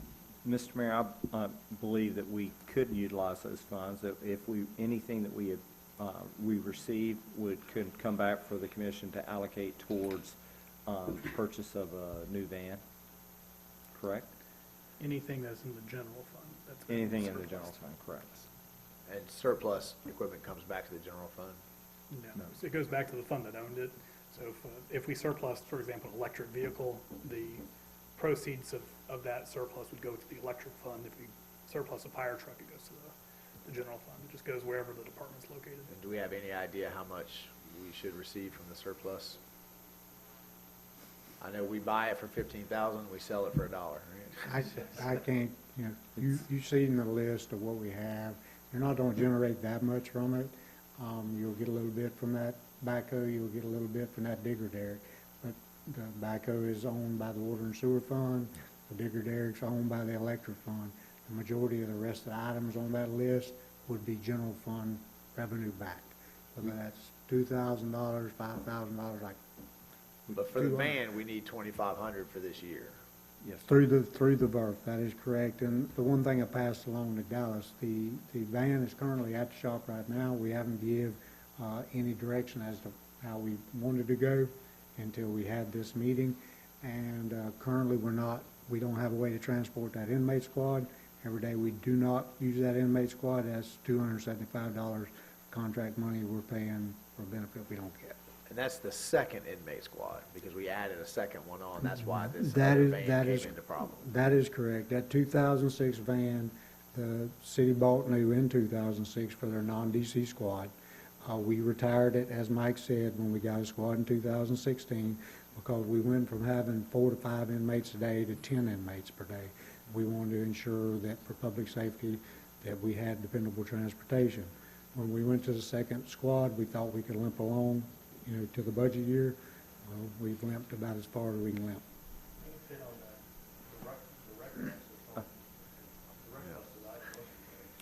Unfortunately, the Department of Correction doesn't have anybody with a passenger endorsement. I attempted that at the institution in a conversation this morning, that we would haul them on the bus. That 2000, it's on the surplus list. You might generate something from it as a general fund item. But all jokes aside, we may have to. But we're at where Mike said, with the proposed repairs now, the van's worth approximately $5,000, and we've already poured about $4,000 in it in the past 3 years. I think we're throwing good money after bad. Okay, does the commission have any other comments? Commissioner Harrison? So just based on what Jamie said, $275 a day at opportunity cost not to utilize that inmate, that's 9 days of value that we lose just for $2,500. So just for. Okay, so we have one proposal to bank this money and not move unless you Are you still feeling that proposal? And go ahead, Commissioner Martin. I mean, if it's banked, we could use it for whatever we want. It could be one of these things very well. And then the other proposal is to move forward with fire hydrant, sidewalk, the van, and move money from our contingency to cover any particular legal fund fees. Does the commission want to move forward on either one of those proposals tonight? Do I have a motion? Can the sidewalk, can that wait until next fiscal year, or, I mean, Mr. Mayor, it can. Because once we have the agreement, That is correct. so I think the only one here that's really pressing, especially given Jamie's, how much it's costing us, is the fire hydrant and the van, since that's costing us money every day. then I propose that we spend the money on the fire hydrants and the van, And bank the rest. bank the rest. Okay? I have one motion. I'd second that. So I have a motion and a second to move forward on the fire hydrant recoat, move forward on the van. We'll hold the rest for a decision later on. Okay? Any comments on the motion on the floor from the dais? Does the public have any comments or questions on the motion on the floor? Thank you, Mr. Mayor. I don't agree with Commissioner Martin's suggestion to do nothing with the surplus property tax revenues. These are the citizens' funds, and they need to be spent on the citizens, and I like the manager's suggestions on the 4 issues he raised with the emphasis on the fire hydrant and the van. That's my suggestion. Okay. Thank you. Thank you. Other public comment on the motion on the floor to move forward on the fire hydrant and the van, bank the rest. Hearing none. All those in favor signify by saying aye. Aye. Motion passes unanimously. That brings us to item 14, Resolution 2020-01, Florida Department of Transportation Subordination Agreement. Mr. Attorney, can you read that into the record for us, please? Thank you, Mr. Mayor. This one, I don't think, it's a form resolution. It doesn't have a title, so I'm going to read the resolution in full on this. On motion of Commissioner and seconded by a second Commissioner, the following resolution was adopted, and whereas the State of Florida Department of Transportation proposes to construct or improve State Road number 26, section number 26070, FP number 2078502 in Alachua County, Florida. And whereas it is necessary that certain easement rights now owned by the City of Newberry, Florida be subordinate to the rights of the State of Florida Department of Transportation, and whereas said subordination is in the best interest of the city, and whereas the State of Florida Department of Transportation has made application to said city to execute and deliver to the State of Florida Department of Transportation a subordination of utility interest or interests in favor of the State of Florida Department of Transportation, and said requests having been duly considered, now therefore be it resolved by the Board of City Commissioners of the City of Newberry, Florida, that the application of the State of Florida Department of Transportation for subordination of utility interest or interests is for transportation purposes which are in the public or community interest and for public welfare, that a subordination of utility interest or interests in favor of the State of Florida Department of Transportation in the City of Newberry, Florida should be drawn and executed by the City Board of City Commissioners. Consideration shall be blank dollars. Be it further resolved that a certified copy of the resolution be forwarded forthwith to the State of Florida Department of Transportation at Lake City, Florida, adopted by an affirmative vote of a majority of a quorum present of the City Commission, the City of Newberry, Florida, at a special meeting or regular meeting this 13th day of January 2020 by the Mayor of the City of Newberry, Florida, signed by the Mayor Jordan Marlowe and attested to by the Clerk, Ms. Judy Rice. To put that on the floor. So moved. I have a motion from Commissioner Martin, a second by Commissioner Norfleet to put Resolution 2020-01 on the floor. Mr. Jamie, you want to give us an overview? Well, this relates back to the twin pairs alternate that the board in 2018 put forth a resolution of support. East of Northwest 249th Street, we have a existing utility easement with an existing 12-inch water main on it. That's in the path of the potential route of construction for the westbound pairs. And basically all this does is it facilitates an agreement that we subordinate that utility easement right to the state of Florida. And in exchange for that, the agreement says that they will pay the cost to relocate those facilities if necessary. On the dais, on the resolution. Commissioner Norfleet.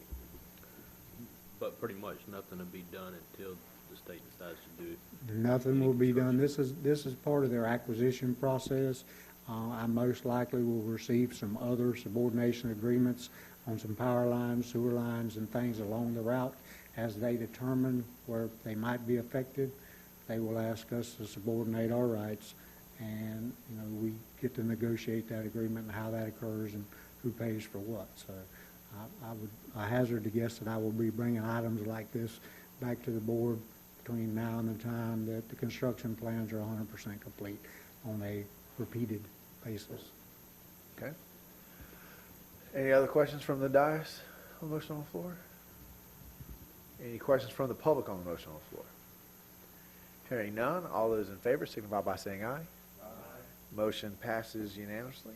And Mr. Mayor, I'll just point out that, to me, we take this as a very positive sign, that if they're asking us to subordinate rights for easements, that means that they're moving the project forward. Okay. Moving on to item 15, code enforcement, lien mitigation. Mr. Attorney, you want to tell the public and the dais? Thank you, Mr. Mayor. Yes, this involves a case that was heard before the code enforcement, the magistrate, and in 2018.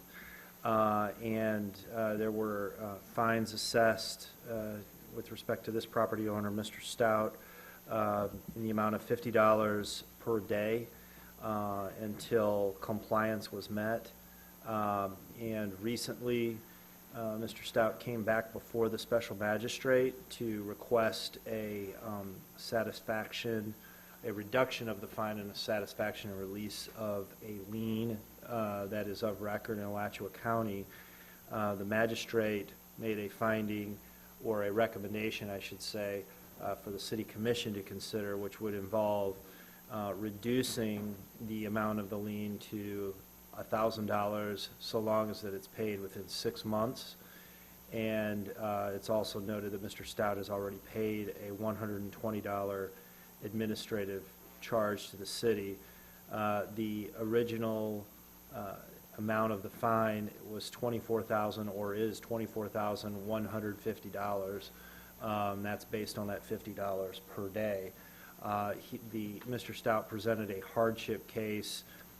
The evidence presented to the magistrate involved the fact that he had a job out of state that he was tending to at the time, and he had some other health issues.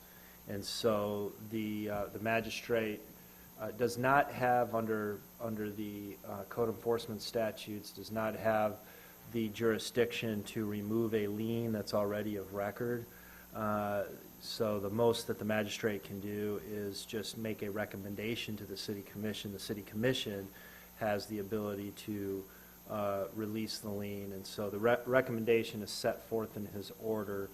But again, it involves request for reducing the lien to the $1,000 so long as it's paid within 6 months.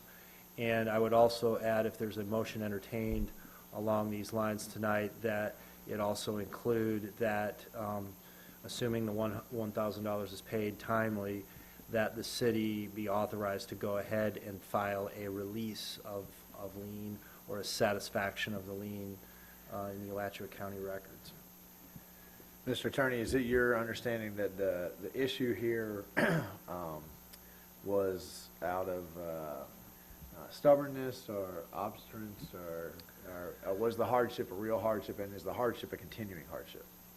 I don't know that it was stubbornness. I don't think that that's the finding that the magistrate made, and I would be speaking out of turn to present to you what the evidence was at that hearing, because I wasn't the city attorney there that day. But as I understand it, it was he was able to present evidence in earnest that it was he had family obligations, he was out of state working, he was doing what he could to try to resolve there was, apparently this involved a fire with respect to his household, and he had a lot of debris to clean up, and he basically did it by himself, because that was his means of doing it, so. And it's the magistrate's recommendation to go from a little over 24,000 down to 1,000, or is the man's request to go from 24 to 1? Mr. Mayor, Brian attended the special magistrate hearing. I think he could probably answer questions. Yes, Mr. Mayor, the attorney's summation is essentially correct. Mr. Stout, there was a fire. It was a large double wide. The property sat there derelict for quite some time. He'd had to move out because it was no longer habitable. And then because of both his job and he did have some health-related issues, he would have periods of progress towards compliance, and then it would back off for quite a while. And our code enforcement officer would go, make contact with him again, try to get him back in, and he'd make a little bit more progress. And so it's dragged out over, I think, about a couple. I think our code enforcement officer, since the day he started, was working on this particular one. And so through just a long series of events that Mr. Stout, some unfortunate situations, some he just didn't have a choice because he was out of the community working. He has finally come into compliance, and so the magistrate's recommendation was a reduction down to $1,000. Okay, Mr. Attorney, is the commission empowered to reduce that even to a greater extent, or is that, do they have to collect something? No, they're not.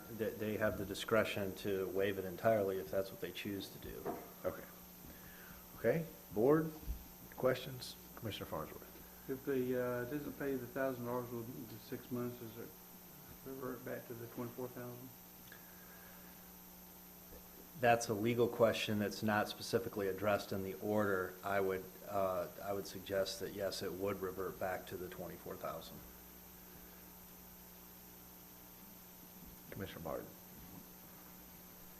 When is the actual lien released? At the receipt of the $1,000?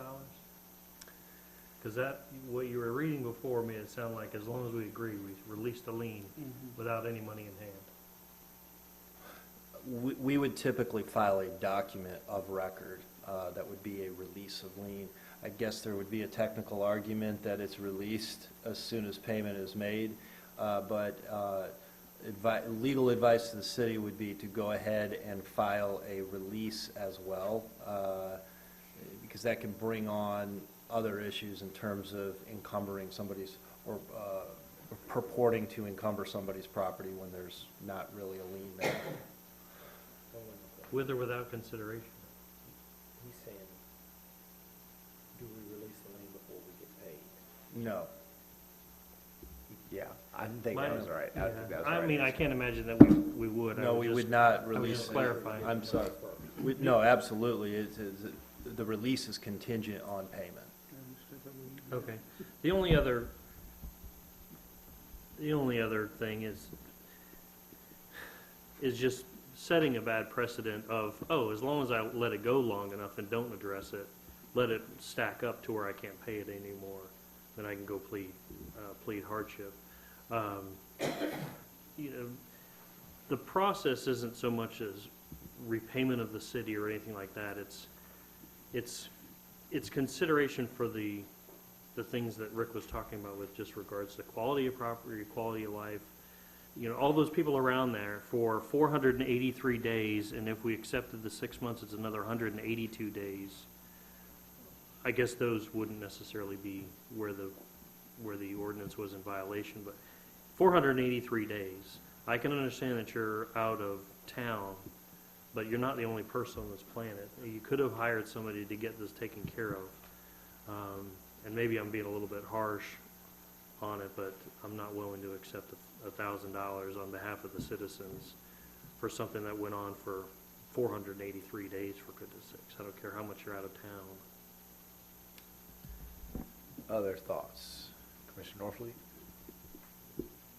Just out of curiosity, how close is the neighboring property or neighboring residential home to this.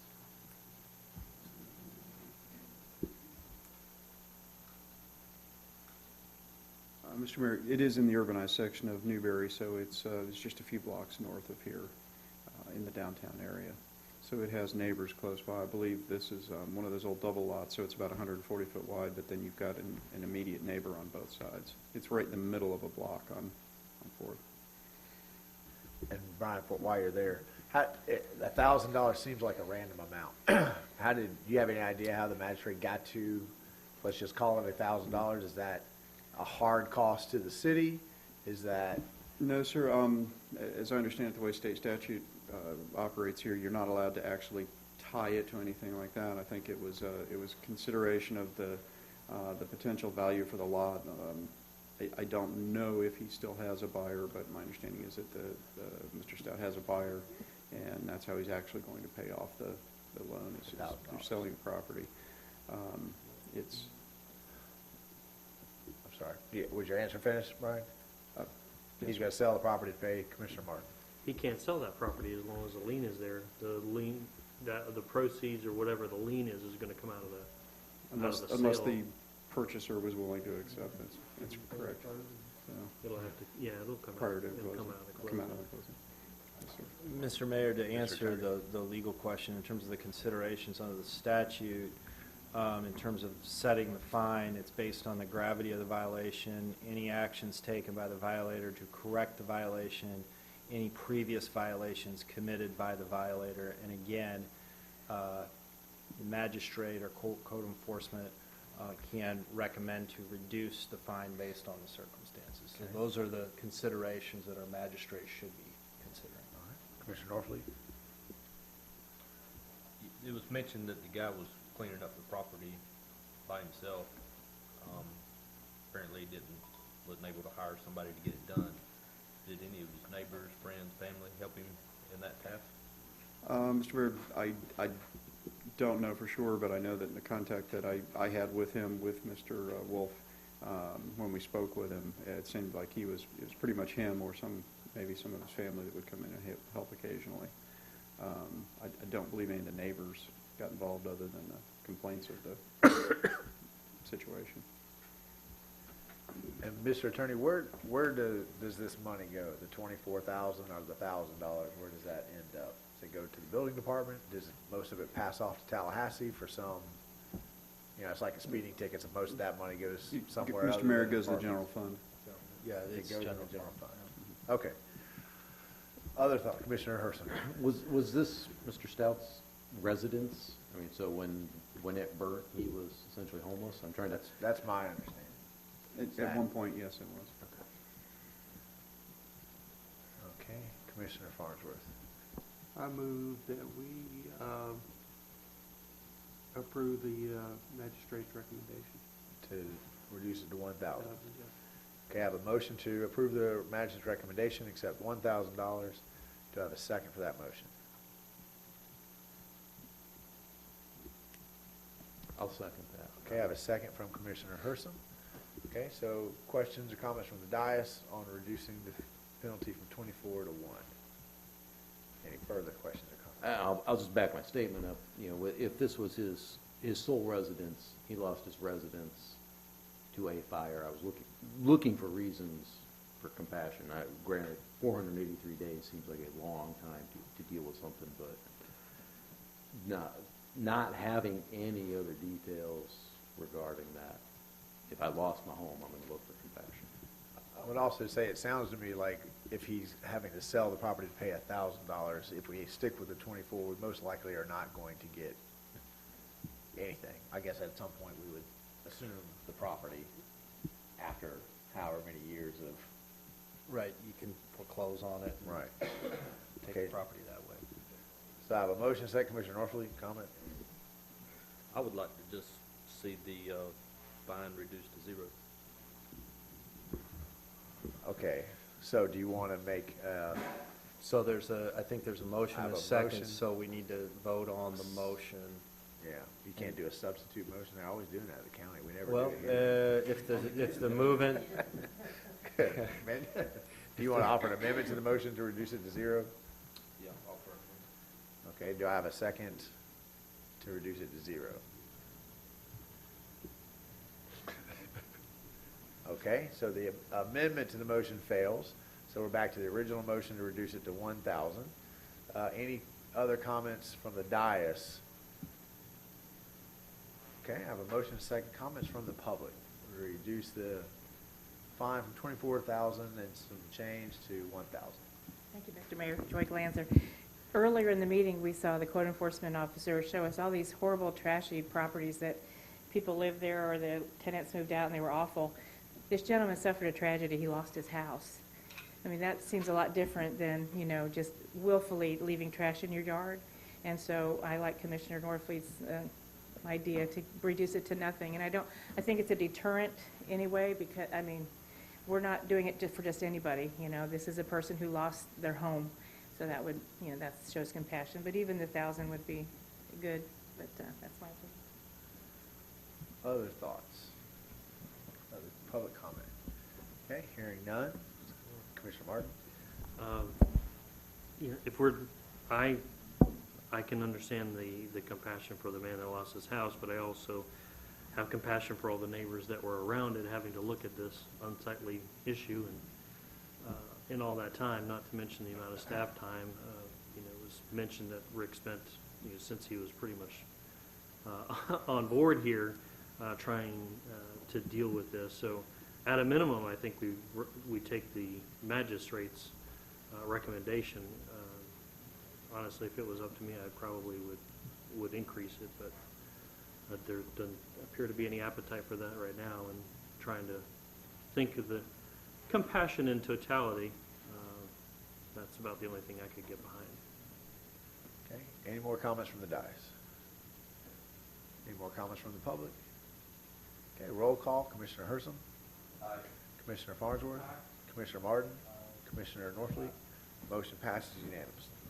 And we are on the comments, and I will say, just as a prelude, remember, and those in the audience and on the dais, we have a second meeting tonight after this meeting. I know we probably all have something we'd like to say to Commissioner Hersom, being this is his last meeting. But if you'll notice, the first item under that agenda is set aside for that. So now that we're in our comments, let's just hold those thoughts for just a moment. Mr. Manager. Thank you, Mr. Mayor. I wanted to brag on our Finance and Administration folks. We received the Certificate of Achievement in Excellence in Financial Reporting from the Government Finance Officers Association for our CAFR, or Comprehensive Annual Financial Report. You'll recall that that's the first time we've ever built a CAFR.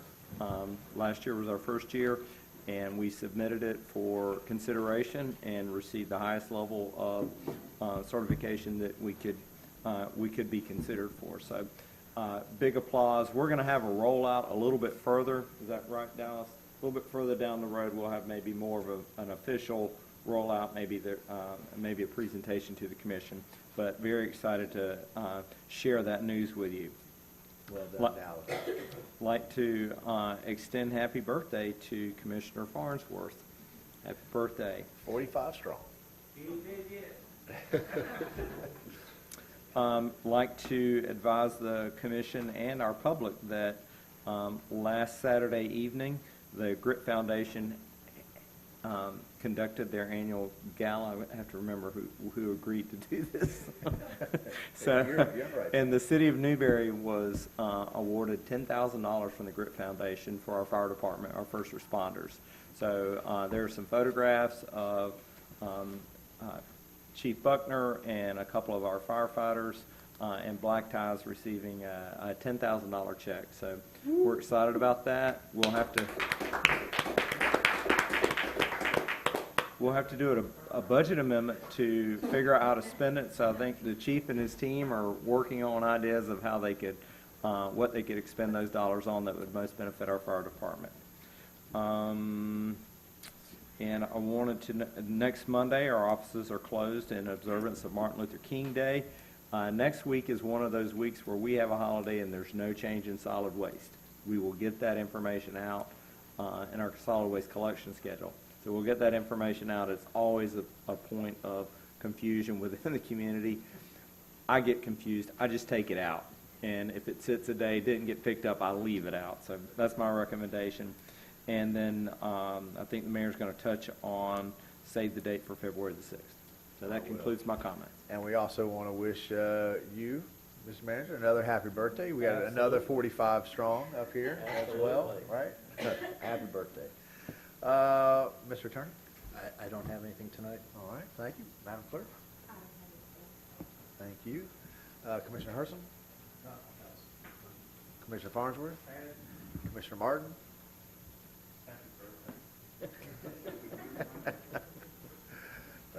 Commissioner Norfleet? I just want to remind everybody, even Commissioner Herson, even though it's your last night, we still need your ethics training paperwork, and I think the clerk has some other things. Mr. Attorney, you know, we had a local tragedy that took many of the commissioners away from the ethics training.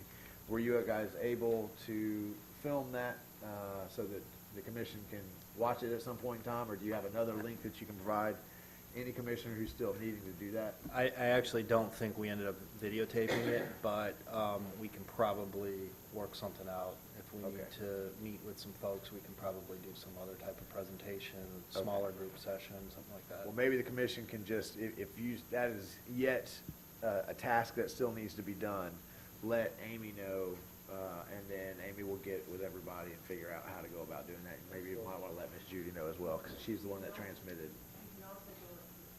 online. They have a video as well. It's nowhere near as entertaining as watching Scott and Rick. And then don't forget the Wednesday. This Wednesday is the next county review charter meeting. I'll be there again because I still can't figure out when they're going to talk about the things that we need to be there to stand up against. So if you're able to attend, I'll be there. It's 5:30 at the county meeting. Again, Monday is MLK. I think we've discussed that. And in case you haven't seen the news, I just want to send the congratulations out to Newberry High School and Principal James Shepard. 100% graduation rate. Only time, first time it has ever happened. We know it's the only time it's ever happened in Alachua County. We believe it's the only time it's ever happened in the state of Florida. Wow. So it'd be quite an achievement. We're still waiting on final confirmation from the State Department of Education. And that concludes my comments. Citizen comments. I was going to say, wait a minute now. Yes, but I needed to make the commission aware of something, Mayor, Commissioners. Just as a tentative notice, February 3rd through the 17th, we will be closing Southwest 46th Avenue in the vicinity of the dip at the sod farm. It will be posted per statute by the 20th of January. Anybody east of that location will have to egress and ingress from the east. Anybody west will have to go up and around on 30th or 266. Mr. Manager, will you have our social media guru make a nice little map flyer that we can all share? Because I already see those phone calls. I can't get out. So please do that. And I was supposed to put another plug in for the State of the City, February 6th. We've got a lot of good things that have happened this past year to talk about. So, and even better than the speech will be the Taste of Newberry before that. So come, sample, much better. Sample the food, and thank you for that note. Well, Mr. Mayor, if the citizens could be patient with us, they've been waiting on that repair for a long time. We're going to try to make it happen. If they can just bear with us through that minor inconvenience. Newberry residents are famously patient.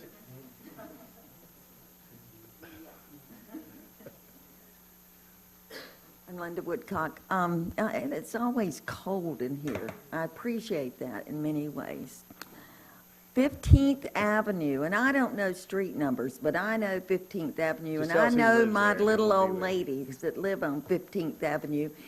I was ready to call you the other day and tell you I'd fallen into a hole. It's bad. It's really, really, really bad. You're talking about the chip seal. I'm talking about, I don't know what that stuff is. I'm talking about holes in the road, big ones. And I don't know, maybe we need to go in and everything needs to be scraped. We need new road bed and a whole new surface. I don't know what has to happen. It's been like this since it was, what did you call it, chip sealed? Yeah, it's never been good. But we got a lot of 90-year-olds running up and down there. It's really bad. And a lot of I'm not 16-year-olds. one of them. Mr. Manager? I have to go get them. Our speed control. I'll let them know. We'll issue a work order. I'll remind the commission that the city of Newberry maintains that road, but we do not own that road. It's a county-owned road, and we maintain it under contract, which means we'll maintain the driving surface, so we will repair potholes, but if it's more of a structural repair, then in theory, the county should be responsible for a structural repair of that roadway. And we can all say, truthfully, that every county road in the county is in really poor shape. Deplorable is the word. We don't know where our gas taxes go. But thank you, but I mean, seriously, it is bad. Yes, ma'am. Any other citizen comments? A twofer. You gonna start putting the fence up in Oak, Newberry Oaks? Shortly, we actually did pick up material late Thursday to start repairs tomorrow on Southwest 15th Avenue. So we're aware of it. We had to wait till the plant was running particular material. We were able to gather that up Thursday, and she should see repairs this week. Great job, Mr. Awesome. Look at that. That Great is job. local government right there. Right there. Ask and you shall receive. Responsive. Any other public comment? Hearing none, we are adjourned, and we are called to order. We'll begin with an approval of the agenda as it has been advertised. Do I have a motion to approve the agenda? I have a motion from Commissioner Martin, a second from Commissioner Norfleet. Any questions on the agenda from the dais? Any questions from the agenda from the public? Hearing none, all those in favor signify by saying aye. Aye. Motion passed unanimously. We have no presentations, but as we all know, Commissioner Hersom has accepted a job at some university that's no longer in the SEC, so it's painful for us. And we would like to take this moment at Commissioner Hersom's last meeting to just recognize your commitment and your service to the city of Newberry. You know, I met Matt about 10 years ago when I was going around knocking on doors. And I knocked on his door to tell him that the fairground may be coming to Newberry Oaks. And his response was, well, that sounds like it would be good for the city of Newberry, but maybe not so good for me. And his ability to objectively associate what's good for his community, even if it's not necessarily good for him, has always been impressive. So as a parent of some of my students, as a fellow traveler, around the world, and as an elected official, I just appreciate your service here, Matt. Everything you've given to the city, it's extraordinary, and we all owe you a debt of gratitude. So I didn't mean to steal the floor right off the bat, but I have to do it quick before I start breaking down into tears, because you know I'm a big crybaby.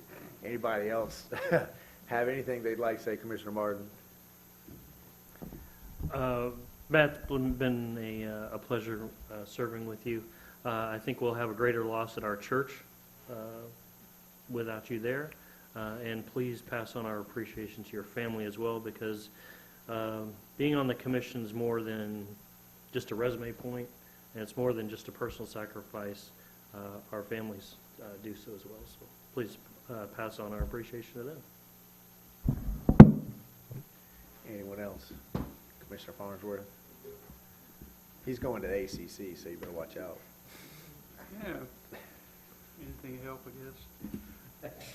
We been a pleasure sitting beside you. Really enjoyed your input on a lot of things. You have really brought a different perspective and enlightened us in various things that we've had to vote on, which has been awesome. I think you hold the record for being the shortest term commissioner in the history of the city of Newberry. I don't think anybody has been here less than 2 years, so congratulations on that, sir. I thought you were going with the baldest. Yeah. Yeah. But good luck in your new endeavors, and we really are going to miss you. Commissioner Norfleet. Likewise, it's been a pleasure serving with you on the commission. I enjoyed your help years ago whenever you first started with the University of Florida with our Starker program on cattle nutrition. And I'm sure the University of Florida is going to have a well-missed person on their staff over there. All right, Mr. Manager. Yeah. Mr. Mayor, I speak for the entirety of staff that we're really going to miss you. Matt, you have been a genuine pleasure to work with. You've traveled with us. You've gone to Tallahassee. You've gone to Atlanta with us. You've really taken the work that goes behind being a city commissioner and elected official to heart, and you've dug in. Staff may not necessarily miss that you are a researcher by training. That makes it somewhat uncomfortable from time to time when we're presenting staff's recommendation and you undress it with about 3 sharp questions of things that we failed to take into account. I'm just kidding, of course. You always made us sharper. We need to make sure that we had looked at it from all perspectives, and you brought a very nice perspective. You've had great insights into ag tech for the city of Newberry, and so I have enjoyed working with you, partnering with you to work hard to make the city of Newberry a better community, and appreciate your endeavors. Madam Clerk.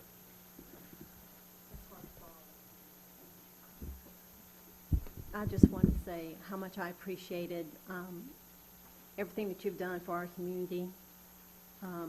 And it's been a pleasure working with you, and I will miss you. Thank you. Mr. Attorney. Commissioner Hersom, I'm disappointed that Scott and Andrea aren't here tonight to also wish you farewell, but from the city attorney's office, we certainly wish you the best of luck, your family. Hope to hear about great things that you're doing at whatever that university is. It starts with a C. But anyway, we've enjoyed working with you, and to Manager News comments, we certainly appreciate some of the sharp questions that you ask on the dais, and your research background and how that has helped, I think, make the commission even better than it is without you. I'm not going to forgive you, because you're not only depriving us of yourself, but you're depriving the city of your wife, and you guys have become close family friends, and my wife is going to miss the time that we had to spend together. And I now don't get to teach your daughter, and your son is brilliant, and I was looking very much forward to having that opportunity. But we do understand, and we wish you well. And my goal is for you to come back and take over that little ag program they have at UF, and then it'll all come full circle, right? Well, Commissioner Herson, we have a little award going away plaque to recognize your service, but before we unveil that, did you have anything that you would like to say? Yes, thank you. First of all, thank you all for your kind words. I didn't know what order this would go in, so I'm glad I wrote this down and didn't have to do this off the cuff. So first of all, I'll make sure I look at the camera a little bit once in a while. I'd like to thank the city and the citizens of Newberry. The last 18 months, I guess shortest term ever. Distinction I didn't quite know I was going to hold. The last 18 months serving as city commissioner has been one of the best learning opportunities and experiences of my life. We chose to move to Newberry when we came to Florida, and Newberry's been our home for 16 years. I've lived in my home in Newberry longer than any other place in my life. Chris and I talked about that, and I came to that realization that even the place I called home, I've lived in Newberry longer than that. I've been very fortunate to work with a great group of people, the city staff, always provided me with great information whenever I asked for it, or you just gave it to me to start with. So thank you very much, Madam Clerk. Thank you during the election process for a newbie to go through that. City attorneys, and Scott may or may not remember, my first interaction was as a citizen and dealing with noise ordinances, and I probably took Scott to task very hard the first time I stood at that. Yeah, Tim probably remembers. Manager New always gave me great information, great discussion. Mayor Marlowe, thank you very much. Always, the conversations about the city always made me feel good about what I was doing. And my fellow commissioners, thank you very much for being a pleasure to serve with. You've all made being a city commissioner easier with your knowledge, experience, guidance, and fellowship, and I appreciate that greatly. I'm grateful to Pastor Rocky McKinley for stepping forward and filling my remaining term. Rocky is an honorable man and is stepping into this position for all the right reasons, and I appreciate that a lot. I and the city of Newberry are fortunate to have him as part of our community. We've been that fortunate as a pastor in our community, and then when he comes up to the dais, we'll be even more fortunate. And we're lucky that he's willing to contribute his already valuable and rare time to the city in this capacity. So I'm in debt for you for picking up my responsibility. Thank you. The easiest part of this whole decision was changing jobs. Even though UF is a great university, the job part was easy. The most difficult of this part of this decision is leaving Newberry. I raised my children here, my church is here, and our friends and family are here. So we will miss Newberry greatly. There are great things in the future for Newberry, and I'm happy to have played a small role, the smallest role, in Newberry's history. And thank you for the opportunity to serve this great community. And I would be remiss, as Commissioner Martin pointed out, to not thank my family. My kids for sacrificing their time with Dad. And we're going to do this. Particularly my wife, and I know she's watching right now. Thank you. All the great things I've been able to do in my life are because of you. And this was one of them. And you encouraged me, supported me, and I appreciate that. Thank you all.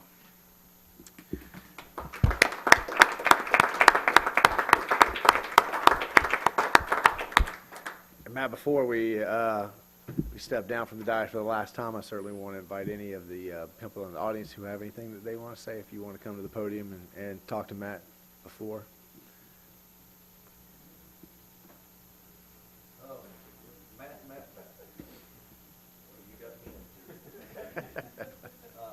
As a citizen, I want to say thank you. And even tonight, just observing and watching you fulfill your duty all the way to the last second means a lot. So thank you. As a citizen, as your pastor, thank you for trusting Destiny Community Church with the spiritual well-being and growth of your family. It's been an honor to be your pastor through good times and bad times. We've had a few health scares along the way, and it was an honor for us to be a part of that. As a friend, man, they wrapped up the Star Wars franchise just in time. I've enjoyed being friends with your family, connecting over something as silly as Star Wars, and I'm convinced that our friendships and our families, like God used that in a very special way, and I will always hold those moments dear. And I guess we're going to have to make some travel plans to come see you guys. Thank you, man. I love you, man.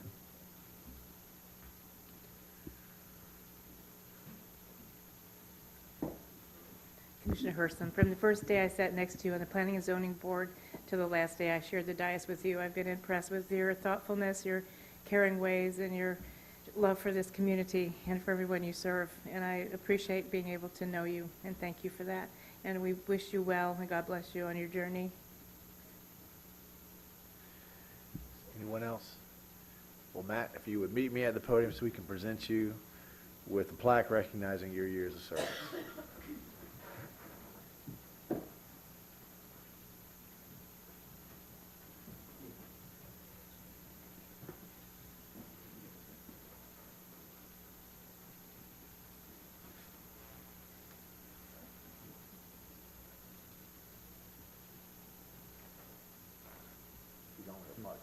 There you are, sir. Thanks. Thank you. Thank you. I invite you to have a seat out here.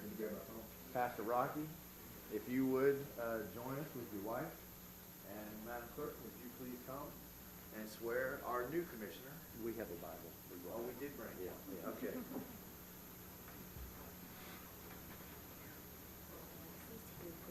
Later. Okay.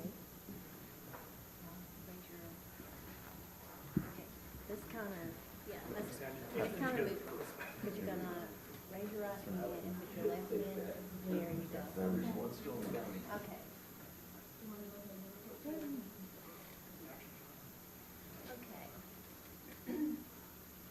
Please repeat after me. I, Rocky McKinley, I, Rocky McKinley, do solemnly swear or that I am a citizen of the United States do solemnly swear that I am a citizen of the United States and a resident of the state of Florida and a resident of the state of Florida and of the city of Newberry, Florida, and of the city of Newberry, Florida, and have all the qualifications as required and have all the qualifications as required by the charter by the charter for the office or position for the office or position upon which I'm about to enter. upon which I am about to enter, That I will support the Constitution of the United States, that I will support the Constitution of the United States, the Constitution of the state of Florida, the Constitution of the state of Florida, and the laws and ordinances of the city of Newberry, and the laws and ordinances of the state of the city of Newberry, that I will faithfully perform the duties and I will faithfully perform the duties of the office upon which I'm about to enter. upon which I am about to enter. So help me God. So help me God. Congratulations, Thank you. Commissioner McKinley.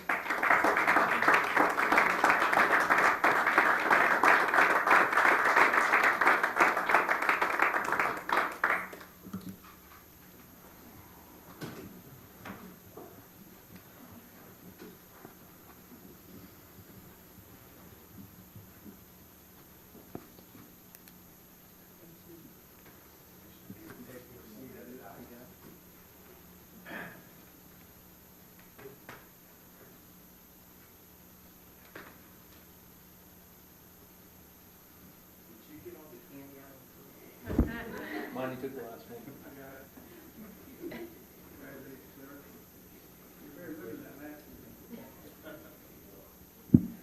That brings us to comments. City Manager? Mr. Mayor, let me see. All again, Commissioner Hurst, I'm really gonna miss you.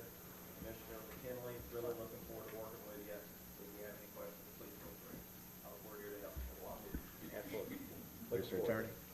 I'd echo the same thing. City Attorney's Office, we're always open. Please contact us. If you have any questions, want to sit down, work through any project together, we'd be happy to do that. Look forward to it. Madam Clerk?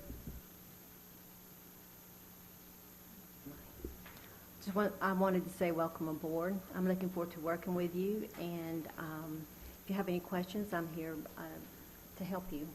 Thank you. And we'll take commission comments in reverse. So I'll add my welcome, and I believe that Commissioner McKinley's email is up and running. He probably has some cards, so please feel free to direct all your comments and complaints to Commissioner McKinley. He's ready to get on board.